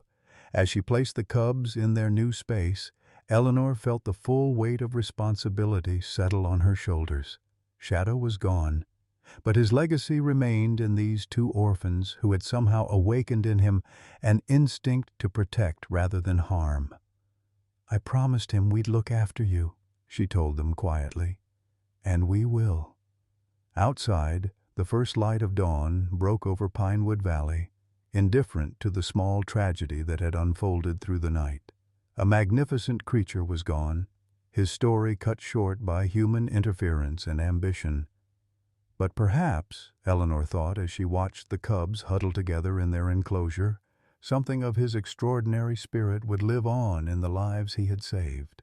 The morning after Shadow's death, a heavy silence hung over the Wildlife Center. Staff moved through their duties with subdued efficiency, the loss of the remarkable bear affecting even those who had only briefly encountered him. Eleanor had finally gone home at Mason's insistence, her exhaustion so profound that she could barely stand. But sleep eluded her, her mind replaying every decision, every procedure, searching for what she might have done differently. By mid-afternoon, she was back at the center, drawn by responsibility and a grief she couldn't quite articulate. The cubs had been moved to a specialized enclosure in the rehabilitation wing, designed for orphaned bear cubs. Faith continued to improve physically, though both cubs displayed signs of distress, refusing food, vocalizing frequently, and searching their enclosure as if expecting Shadow to appear. It's not unusual for cubs to mourn their mother, Diane explained, as they observed the pair. But I've never seen this level of attachment to an unrelated adult male. It's unprecedented. Eleanor watched as Hope paced the perimeter of the enclosure, periodically standing on her hind legs to look over the walls. He was their protector, their safety.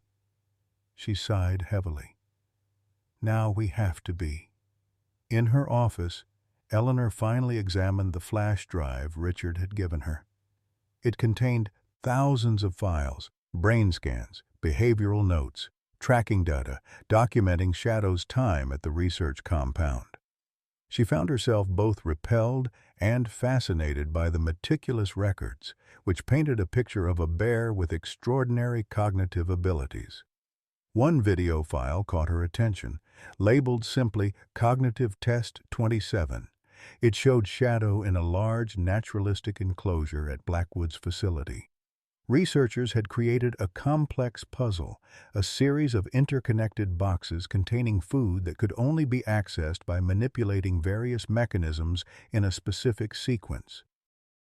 Eleanor watched in amazement as Shadow studied the apparatus methodically, testing each component before beginning a systematic approach to solving the puzzle.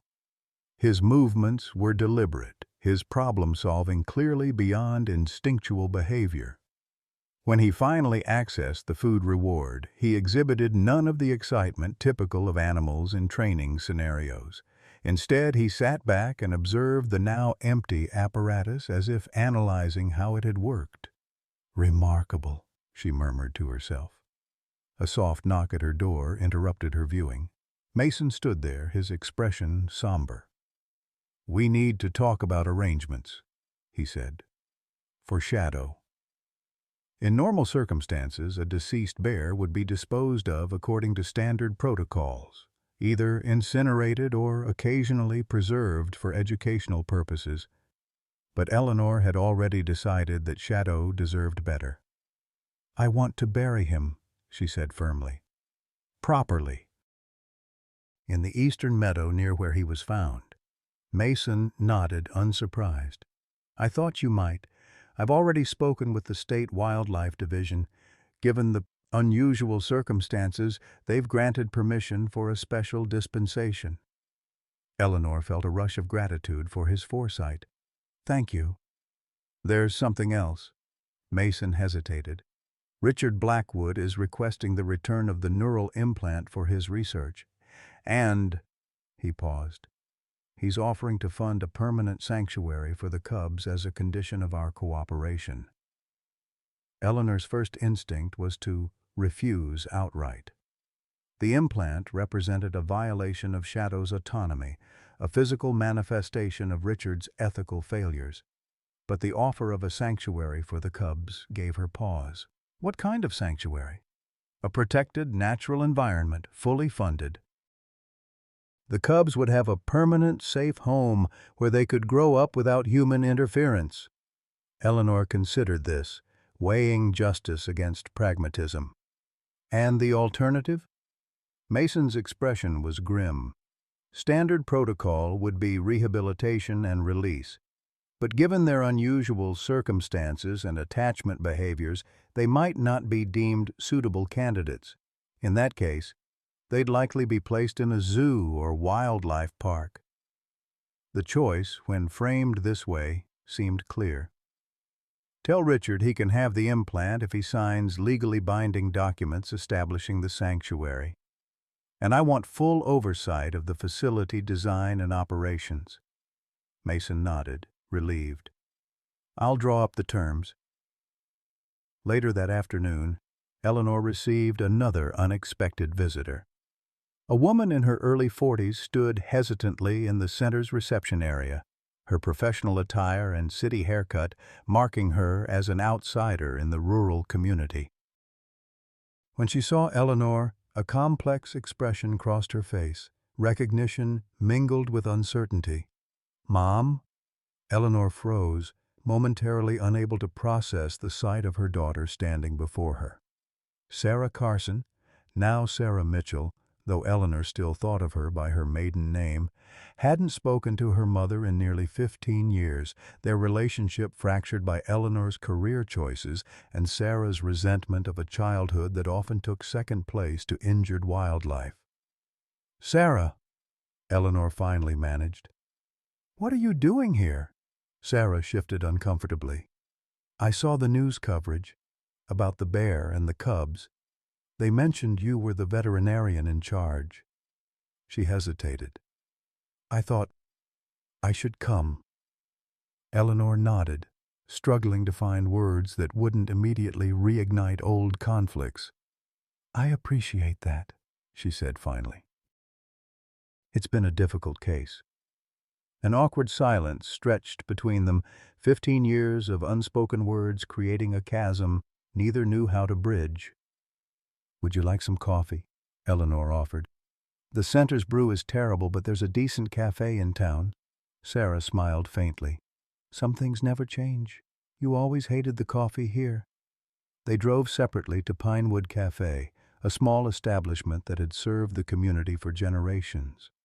The familiar setting helped ease some of the tension, providing neutral ground for their tentative reconnection. "You look well," Sarah said after they had ordered. "Tired, but well." "It's been a long few days," Eleanor admitted. "We lost the bear last night. Shadow. I'm sorry." Sarah's expression was genuinely sympathetic. "The news said he was protecting bear cubs. That seems unusual." "More than unusual. It defies everything we understand about bear behavior." Eleanor found herself explaining the full story, finding Shadow with the cubs, discovering the neural implant, the failed attempt to save him. Sarah listened intently, her professional journalist's mind clearly processing the ethical implications. "So this researcher, Blackwood, essentially experimented on a wild bear without proper oversight?" "Yes, though it's complicated by his motivations. His son was injured by a bear attack years ago, suffered brain damage." Sarah's expression softened slightly. "That doesn't justify it, but it does explain the obsession." They talked for nearly 2 hours, carefully navigating around the deeper fractures in their relationship, while finding common ground in their shared outrage over Shadow's treatment. By the time they returned to the Wildlife Center, a fragile truce had formed between them. "Would you like to see the cubs?" Eleanor offered as they parked. Sarah hesitated, then nodded. I'd like that." In the rehabilitation wing, Hope and Faith had finally settled somewhat, though Hope continued her periodic perimeter checks. Faith, growing stronger by the day, had begun exploring her surroundings with more confidence. "They're beautiful," Sarah said softly, watching through the observation window. "What will happen to them now?" Eleanor explained the sanctuary arrangement with Richard, her lingering reservations about cooperating with him, and her determination to ensure the cubs received the best possible care. "You always did fight for your patients," Sarah observed, her tone complex, part admiration, part the old resentment, "even when it cost you everything else." Eleanor felt the familiar pain of that accusation, but this time she didn't respond defensively. "I made choices," she acknowledged quietly.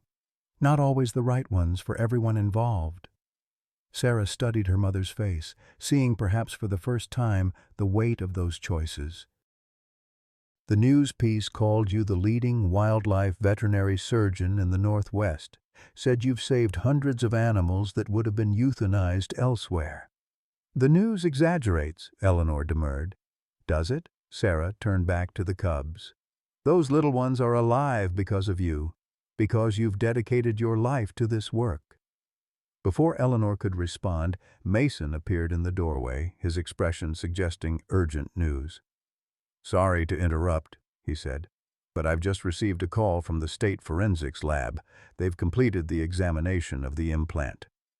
Eleanor excused herself, following Mason to his office, where he closed the door before continuing. "The implant wasn't just a monitoring device," he said without preamble. "It contained components capable of delivering electrical stimulation to specific areas of the brain." Eleanor felt a cold anger building in her chest. "So Richard lied again?" "It gets worse," Mason continued. "The lab found evidence that the device was programmed to activate in response to specific behavioral patterns. Essentially, it could reinforce certain behaviors by stimulating pleasure centers in the brain when those behaviors occurred." "Behavior modification," Eleanor said flatly. "He wasn't just observing Shadow's behavior, he was manipulating it." Mason nodded grimly. "Which raises the question, was Shadow's protective behavior toward the cubs natural, or was it conditioned by the implant?" Eleanor sat heavily in a chair, the implications washing over her. Everything she had observed in Shadow, his gentleness with the cubs, his apparent concern for their welfare, his sacrifice, might have been artificially induced rather than a genuine evolutionary anomaly. "The timing doesn't work," she said finally. "Richard said the implant was designed for short-term use. It had been malfunctioning, causing the seizures. If it was still influencing behavior, wouldn't it have been triggering seizures much earlier?" "Unless the malfunction was recent," Mason pointed out. "We don't know when the seizures started." Eleanor thought back to the first day, to finding Shadow by the creek already weakened but still protective of the cubs. "No, there's more to it than conditioning," she decided. "The implant might have influenced his initial responses, but what we saw, especially at the end, that was genuine." Mason didn't seem entirely convinced, but nodded respectfully. "Either way, this changes things with Richard. He deliberately misrepresented the implant's function." "Yes, he did." Eleanor stood, her weariness temporarily forgotten in the face of renewed anger. "I think it's time for another conversation with Mr. Blackwood." She found Richard in the center's conference room, reviewing the sanctuary proposal with his legal team. His composed expression faltered slightly at the storm in Eleanor's eyes. "Is something wrong?" he asked, dismissing his lawyers with a gesture. Eleanor placed the lab report on the table between them. "You lied about the implant. It wasn't just for monitoring, it was for behavior modification." Richard maintained his calm facade, though a muscle twitched in his jaw. "I simplified the explanation for clarity. The primary function was monitoring neural activity. While manipulating behavior through direct brain stimulation, Eleanor countered, without ethical review or proper protocols. The stimulation components were minimally invasive, Richard insisted, designed to reinforce natural behaviors, not create artificial ones. And Shadow's protection of the cubs? Was that your reinforcement at work? Something shifted in Richard's expression, surprise perhaps, or genuine confusion. No. That behavior emerged long after the implant would have stopped functioning as designed. He leaned forward. That's what made it so fascinating from a research perspective. Shadow was displaying behaviors that couldn't be explained by the implant's influence. Eleanor studied him closely, looking for signs of deception. So you're claiming his protective behavior was natural? As natural as any behavior can be after an animal has experienced significant neural intervention, Richard acknowledged. The implant may have altered his baseline responses, created new neural pathways, but the specific behavior with the cubs, that appears to have been his own development. Eleanor wasn't fully satisfied, but she sensed he was being at least partially truthful. The sanctuary agreement needs to be modified, she said. Full disclosure of all research materials, permanent ban on any further experimentation, and establishment of an independent oversight committee. Richard didn't argue, which surprised her. Draw up the terms. I'll sign them. As she turned to leave, Richard spoke again, his voice uncharacteristically subdued. For what it's worth, Eleanor, I believe Shadow was exceptional, not because of anything we did to him, but despite it. Some animals, like some people, simply transcend their programming. Eleanor didn't respond, unwilling to grant him absolution so easily, but as she walked away, she found herself considering his words. Could Shadow's remarkable behavior have been entirely his own choice? A genuine evolutionary anomaly? Or was it the result of Richard's neural tampering, creating unintended changes in the bear's natural instincts? Perhaps the truth lay somewhere in between, a complex interplay of biological programming, environmental factors, and something harder to quantify: individual character. When she returned to the rehabilitation wing, she found Sarah still watching the cubs, a thoughtful expression on her face. "Everything okay?" Sarah asked, noting her mother's troubled expression. Eleanor hesitated, then shared the revelations about the implant and her conversation with Richard. Sarah listened with the sharp attention of an investigative journalist, asking pointed questions about the technology and ethical implications. "This is a major story," she said finally. "Neural experimentation on wildlife without proper oversight. The public should know." "And they will," Eleanor agreed. "But not until we've secured the cubs' future. Right now, that's my priority." Sarah studied her mother's determined expression. "Always the protector," she said, but without the usual edge of resentment. "I understand that better now." Eleanor looked at her in surprise. "Do you?" "I'm a mother too, Mom." Sarah's voice softened. "Tyler is 12 now, smart, compassionate, stubborn like his grandmother. Having him, it's helped me understand some of your choices." Eleanor felt a complex wave of emotion. Joy at the mention of the grandson she barely knew, regret for the years lost, hope for the possibility of reconciliation. "I'd like to meet him someday," she said carefully. Sarah nodded. "I think that could be arranged." She turned back to the cubs. "These little ones need a grandmother figure too, it seems." The next morning brought clear skies and a gentle breeze. Perfect weather for Shadow's burial. Eleanor had insisted on a proper ceremony, not out of sentimentality but from a deep respect for the remarkable creature she had tried and failed to save. A small group gathered at the eastern meadow: Eleanor and Mason, Diane and several center staff, Tyler and Kate, who had first discovered Shadow, and, somewhat surprisingly, Sarah, who had decided to stay another day.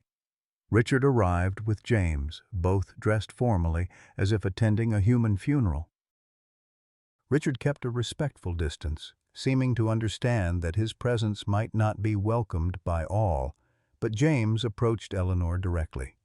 "I wanted to thank you," he said, his speech careful but clear, "for trying to help Shadow. My father's work—" He glanced back at Richard. "It isn't always carried out with enough consideration for the subjects." Eleanor was touched by his sincerity. "You have a good heart, James. Your father's lucky to have you." Shadow's massive body had been transported to the site earlier, wrapped in a biodegradable shroud that would eventually become part of the forest floor. A backhoe had excavated a large grave in a sunny clearing near where he had been found. As the small gathering formed a circle around the grave, Eleanor felt the weight of the moment, the closing of a chapter that had been brief but profound. "We're here to return Shadow to the earth," she began, her voice carrying clearly in the quiet meadow. "A remarkable bear who defied our understanding and expanded our knowledge of what's possible in the natural world." She spoke briefly about finding him with the cubs, about his extraordinary protective behavior, about the injustices he had suffered at human hands. She didn't mention the implant specifically or Richard's role, choosing instead to focus on Shadow's legacy. In protecting those cubs against all natural instinct, Shadow showed us something important about the capacity for change, for compassion, for connection across the boundaries we think are fixed and immutable. Mason spoke next, his ranger's perspective offering a different tribute. "In all my years tracking and observing wildlife, I've never encountered a creature quite like Shadow. He reminds us that the natural world still holds mysteries we haven't begun to understand." To everyone's surprise, Richard stepped forward next. "I knew Shadow perhaps better than anyone," he said quietly. "Not always in ways I'm proud of, but in his remarkable adaptability, his intelligence, his capacity to transcend his instincts, he taught us lessons that may someday help countless others. For that, I am profoundly grateful." When the brief speeches concluded, the backhoe operator, a local man who had volunteered his time and equipment, began the process of filling in the grave. The sound of earth falling was a definitive punctuation, marking the end of Shadow's extraordinary journey. As the group began to disperse, Eleanor noticed Richard walking alone toward the trees. On impulse, she followed him. "Richard," she called, catching up to him at the forest's edge. He turned, his expression guarded. "Eleanor, I need to know the truth," she said directly. "The whole truth, about Shadow, about the implant, about what you were really doing." Richard studied her for a long moment, then sighed heavily. "Walk with me." They moved deeper into the forest, away from the others. When they were out of earshot, Richard spoke, his voice stripped of its usual polish. "After James was injured, I became obsessed with understanding brain function, how neural pathways form, how they can be repaired or redirected. Human research has strict limitations, as it should. Animal studies were the logical alternative." "But why bears specifically?" Eleanor pressed. "Because of their neural complexity, their problem-solving abilities, and frankly, because of what happened to James." Richard's facade cracked further, revealing the grieving father beneath the scientist. "I wanted to understand the creature that had changed my son's life forever." They walked in silence for a moment, the forest sounds filling the space between them. "The implant," Richard continued finally, "was designed to map neural activity and selectively reinforce certain pathways through mild stimulation. The goal was to understand how new behaviors could be established, how the brain could essentially rewire itself." "And Shadow was just one of your test subjects," Eleanor said, unable to keep the accusation from her voice. "He was the 7th in the program," Richard acknowledged. "But from the beginning, he was different, more adaptive, more resilient. The others responded predictably to stimulation. Shadow explored, tested boundaries. Sometimes he would deliberately avoid the behaviors that triggered positive reinforcement, as if he was testing the system itself. Despite herself, Eleanor felt a surge of pride in Shadow's apparent resistance to manipulation. So what happened? Why did the implant start causing seizures? Richard's expression darkened. It was designed for a 1-year operational period. After that, it should have become inert, still physically present but no longer active. Something went wrong. Instead of shutting down completely, it began misfiring, causing irregular neural stimulation that eventually triggered the seizures. And you knew this could happen? It was a theoretical possibility, but one we considered extremely unlikely. The fail-safes were supposed to prevent exactly this scenario. Richard looked genuinely troubled. By the time we realized something was wrong, Shadow had already escaped the monitoring area. We've been tracking him through traditional methods since then, but couldn't get close enough to recapture him safely. Eleanor processed this information, fitting it into what she already knew. And the cubs? How do you explain his behavior with them? That, Richard admitted, remains scientifically inexplicable. The implant wasn't designed to alter deep instinctual behaviors like male bears' responses to cubs. At most, it might have reduced overall aggression, but the specific protective behavior? He shook his head. That appears to have been Shadow's own development. They had reached a small clearing where a fallen log provided a natural bench. Eleanor sat, suddenly feeling every one of her 68 years. "Do you know what I think?" she said after a long silence. "I think Shadow was exceptional from the beginning. Your implant may have enhanced certain cognitive abilities, created new neural pathways, but his capacity for connection, for transcending his instincts, that was his own." Richard nodded slowly. The most remarkable scientific discoveries often happen when the subject doesn't behave as expected. He looked at her directly. "I've signed all the paperwork for the sanctuary. No conditions, no hidden clauses. Those cubs will have a protected home for life, and no further experimentation will occur on any of the sanctuary's residents. You have my word." "Your word hasn't proven particularly reliable in the past," Eleanor noted dryly. Richard actually smiled at that. "Fair point. Which is why everything is now legally binding and subject to independent oversight." He hesitated. "James will be managing the sanctuary operations. He has a genuine passion for wildlife conservation." This surprised Eleanor. "Is he capable, with his injuries?"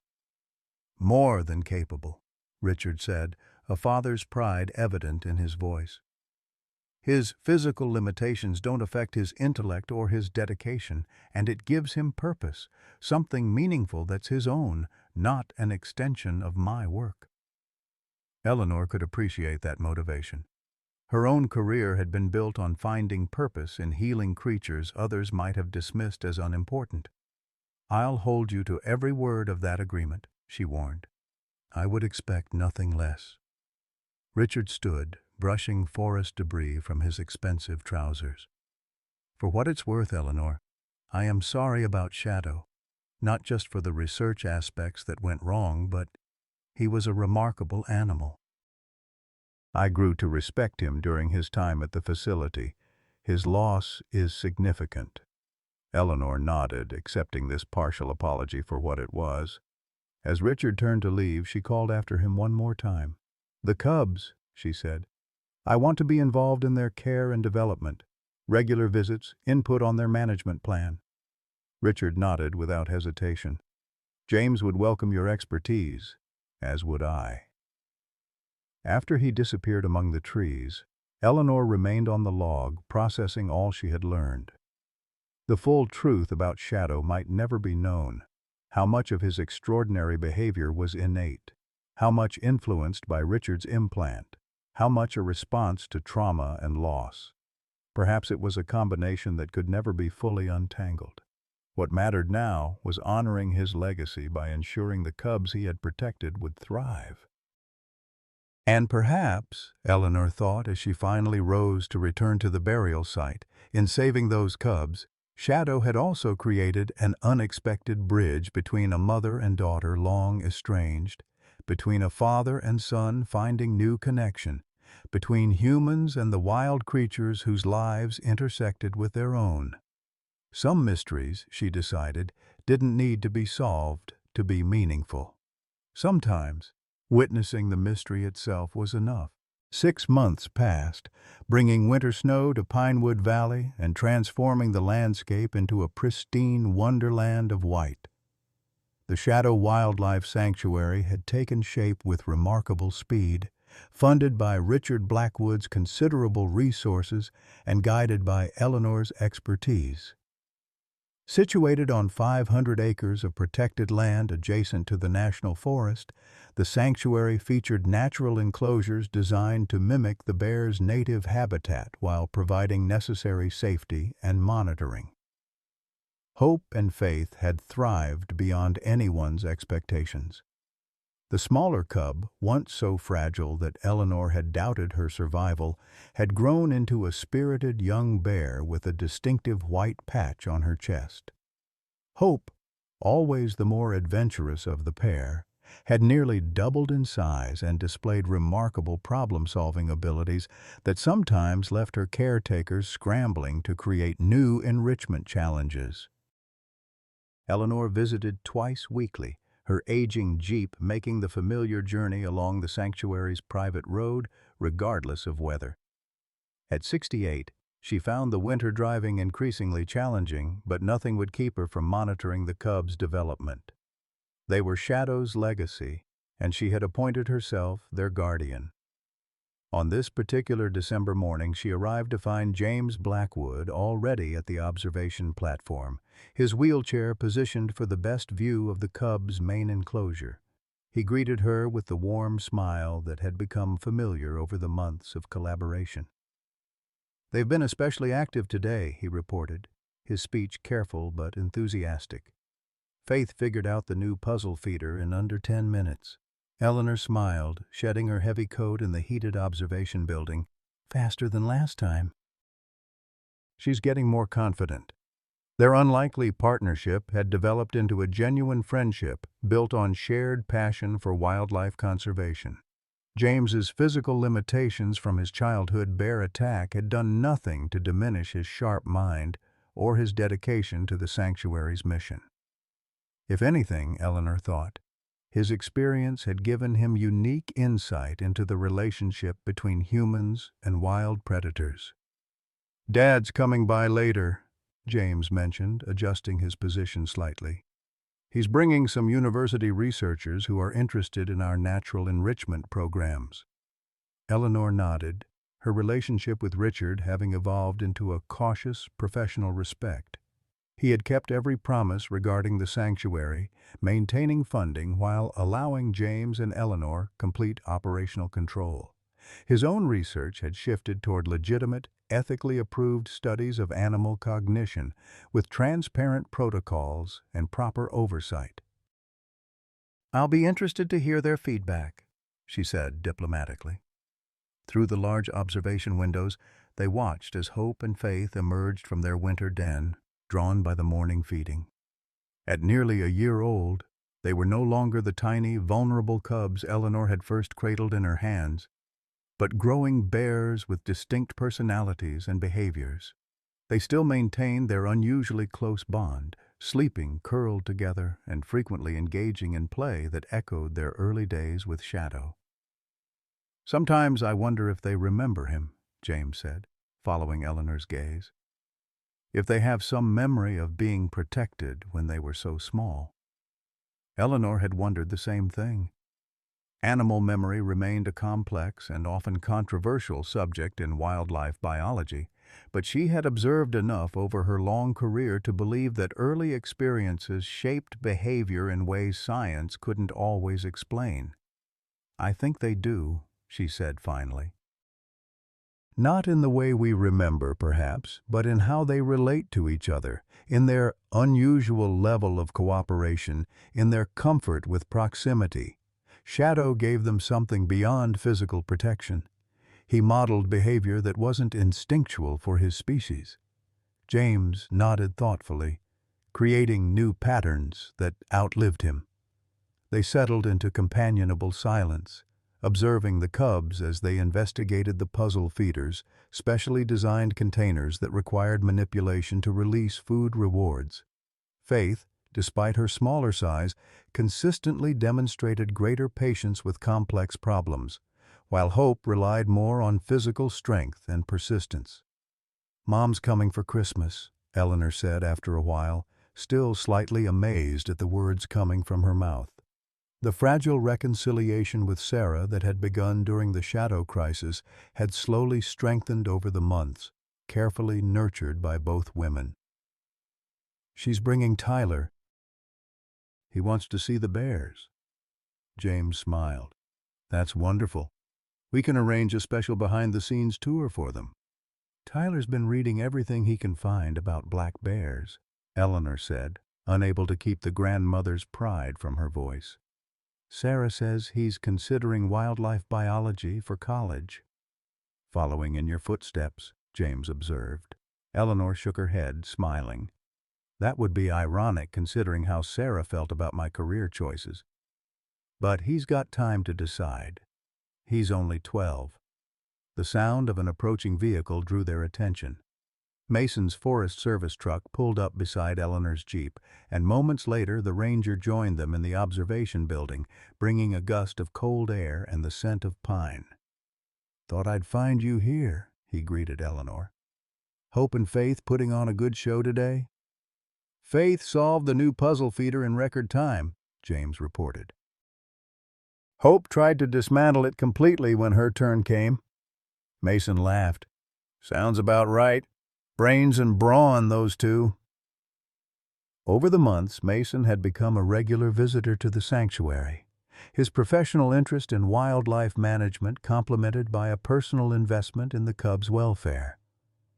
Eleanor suspected his interest wasn't entirely professional where she was concerned either, though neither of them had acknowledged the gentle shift in their relationship from colleagues to something warmer. "I have news," Mason said, joining them at the window. "The research paper was accepted. Publication next month in the Journal of Wildlife Behavior."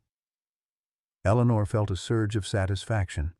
The paper, co-authored by Eleanor, Mason, and reluctantly Richard Blackwood, documented Shadow's unprecedented behavior with the cubs, analyzing the possible factors that might have contributed to such an evolutionary anomaly. It carefully addressed the neural implant's potential influence, while emphasizing the ethical concerns raised by such research.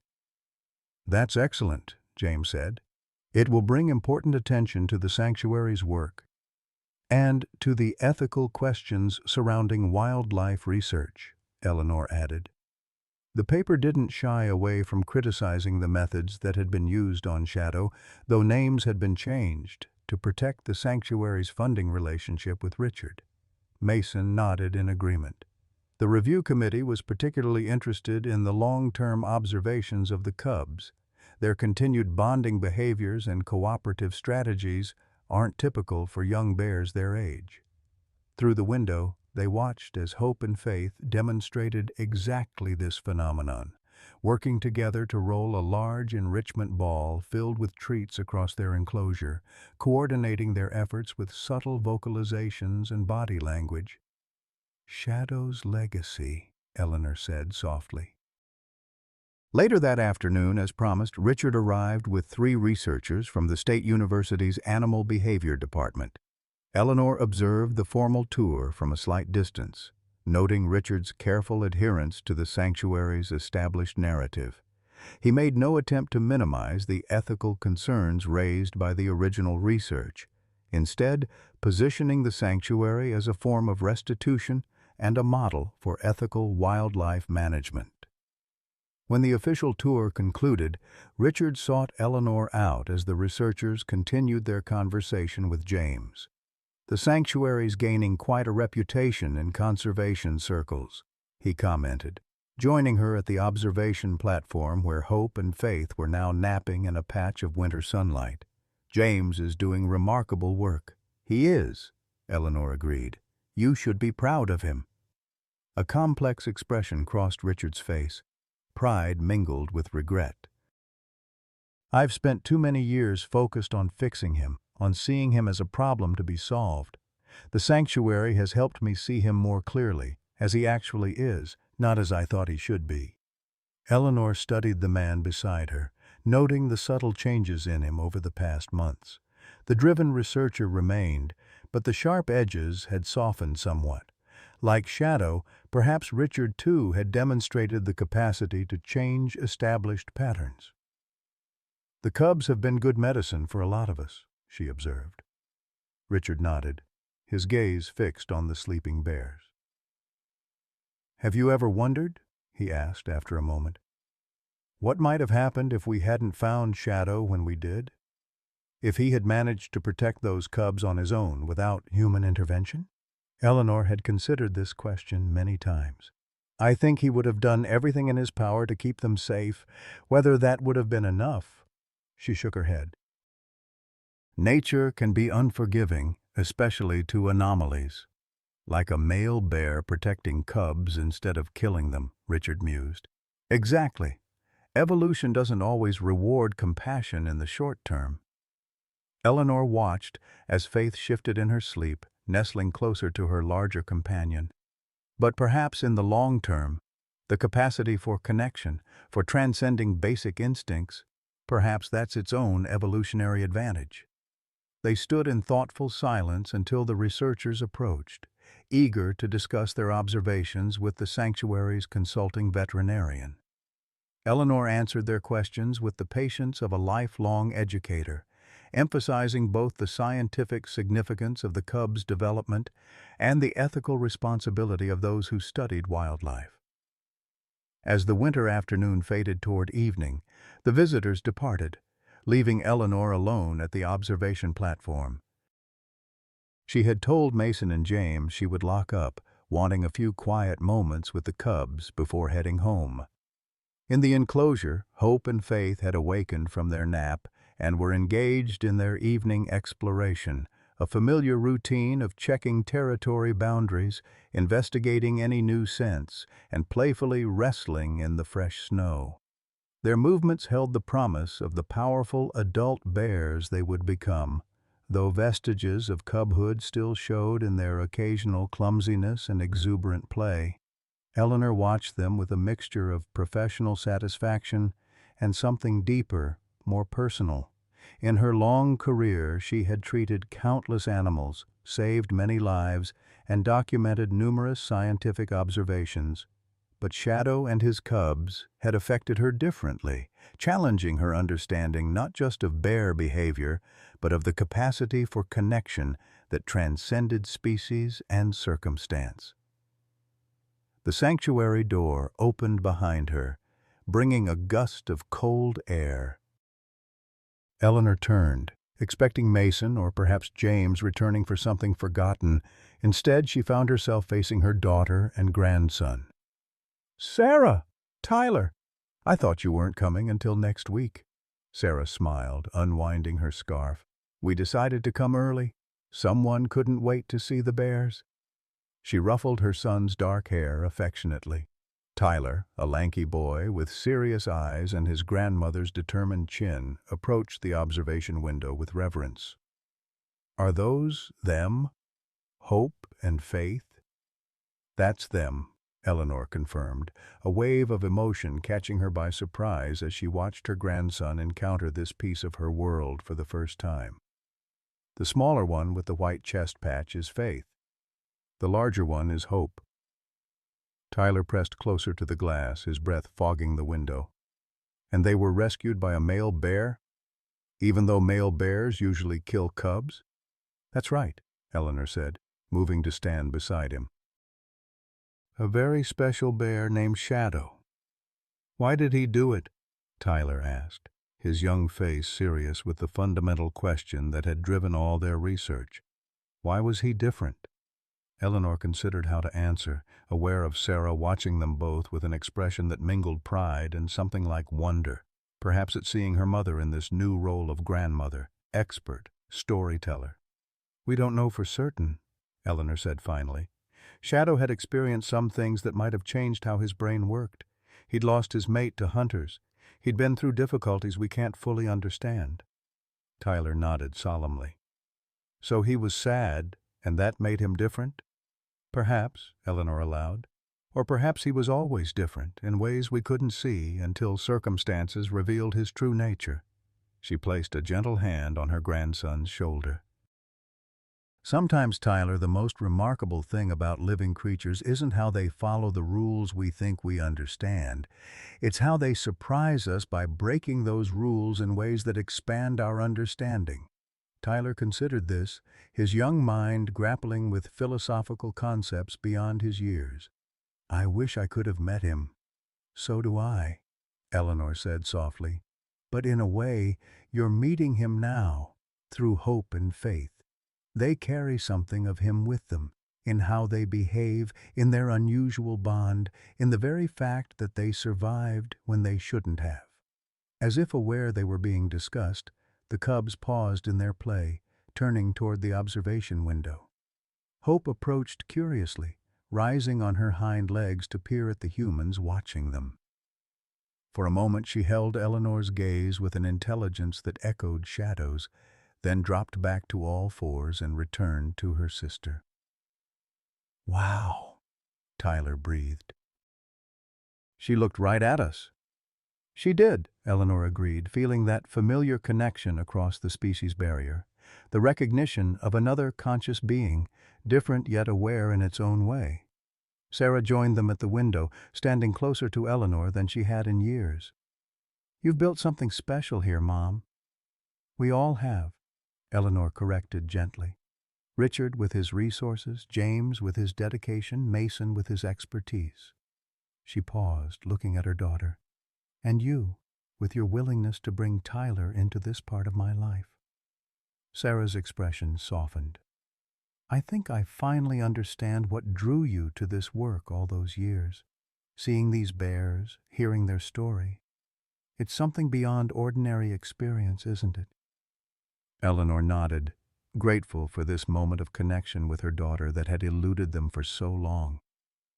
It is, and it always has been for me. They watched the cubs together until darkness fell and the sanctuary's night lighting activated. As they prepared to leave, Tyler asked one final question.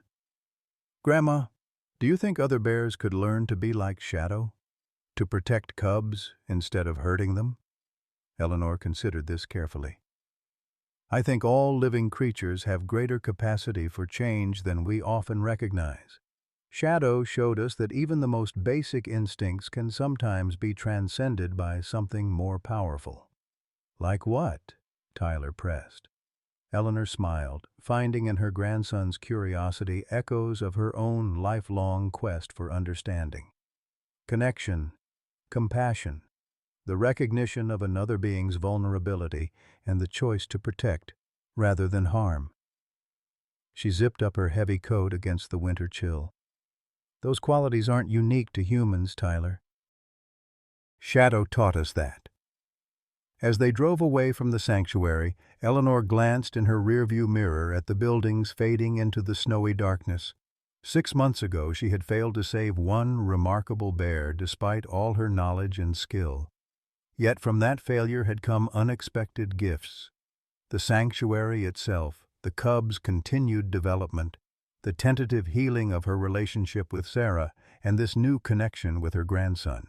Perhaps that, too, was part of Shadow's legacy, the ripples of one extraordinary life extending outward in ways that couldn't have been predicted, creating new patterns and possibilities where none had existed before.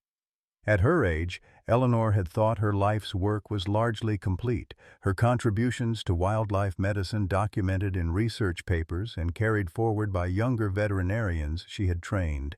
But Shadow's story had opened an unexpected new chapter, rich with purpose and connection. The road home wound through the dark forest, snow falling gently in her headlights. Eleanor drove carefully, aware of her precious passengers and the treacherous winter conditions. Behind her, Tyler had fallen asleep while Sarah gazed out at the passing wilderness. "Will you tell me more about your work?" Sarah asked suddenly. "Not just the sanctuary, but everything. All the years I missed." Eleanor felt a surge of emotion, gratitude, hope, the ache of lost time finally being reclaimed. "I'd like that," she said simply. As they continued through the snowy night, Eleanor found herself thinking once more of Shadow, the massive bear with intelligent eyes who had defied natural law to protect the vulnerable, who had connected across boundaries, thought impermeable, who had, in his brief intersection with human lives, changed so much. Some might say she was anthropomorphizing, projecting human qualities onto an animal acting on altered instincts or neural manipulation. The scientist in her acknowledged this possibility, but the wisdom gained through decades of working with wildlife suggested something more profound, that the capacity for connection, for transcending basic programming, for choosing protection over aggression, might be a quality shared across more species than humans had recognized. That was Shadow's greatest gift, she decided as the lights of Pinewood Valley appeared in the distance. Not just the cubs he had saved, but the boundaries he had challenged, the questions he had raised, the possibilities he had revealed. In that, perhaps, lay a legacy more lasting than any research paper or sanctuary could provide. A widening of human understanding about the complex inner lives of the creatures with whom they shared the world. Tomorrow would bring another day at the sanctuary, another opportunity to observe hope and faith as they grew and developed. Eleanor would document their progress with scientific precision, noting behaviors and interactions with professional detachment. But beneath that scientific observation would remain the wonder that had first drawn her to wildlife medicine as a young woman, the recognition that the natural world still held mysteries beyond human understanding, and that each creature, in its own way, had a story worth knowing. Shadow's story had ended that night in the Wildlife Center, but its echoes continued, in hope and faith, in the sanctuary built to honor his legacy, in the connections forged and healed among the humans whose lives he had touched. For Eleanor, entering the winter of her own life, it was enough, more than enough. It was, in its way, a kind of immortality. In Hiker's Spot Giant Black Bear, we witness Eleanor Carson's journey, a 68-year-old wildlife veterinarian who thought her most meaningful days were behind her. Like many of us in our golden years, Eleanor faced estrangement from family, professional obsolescence, and the quiet loneliness that often accompanies aging.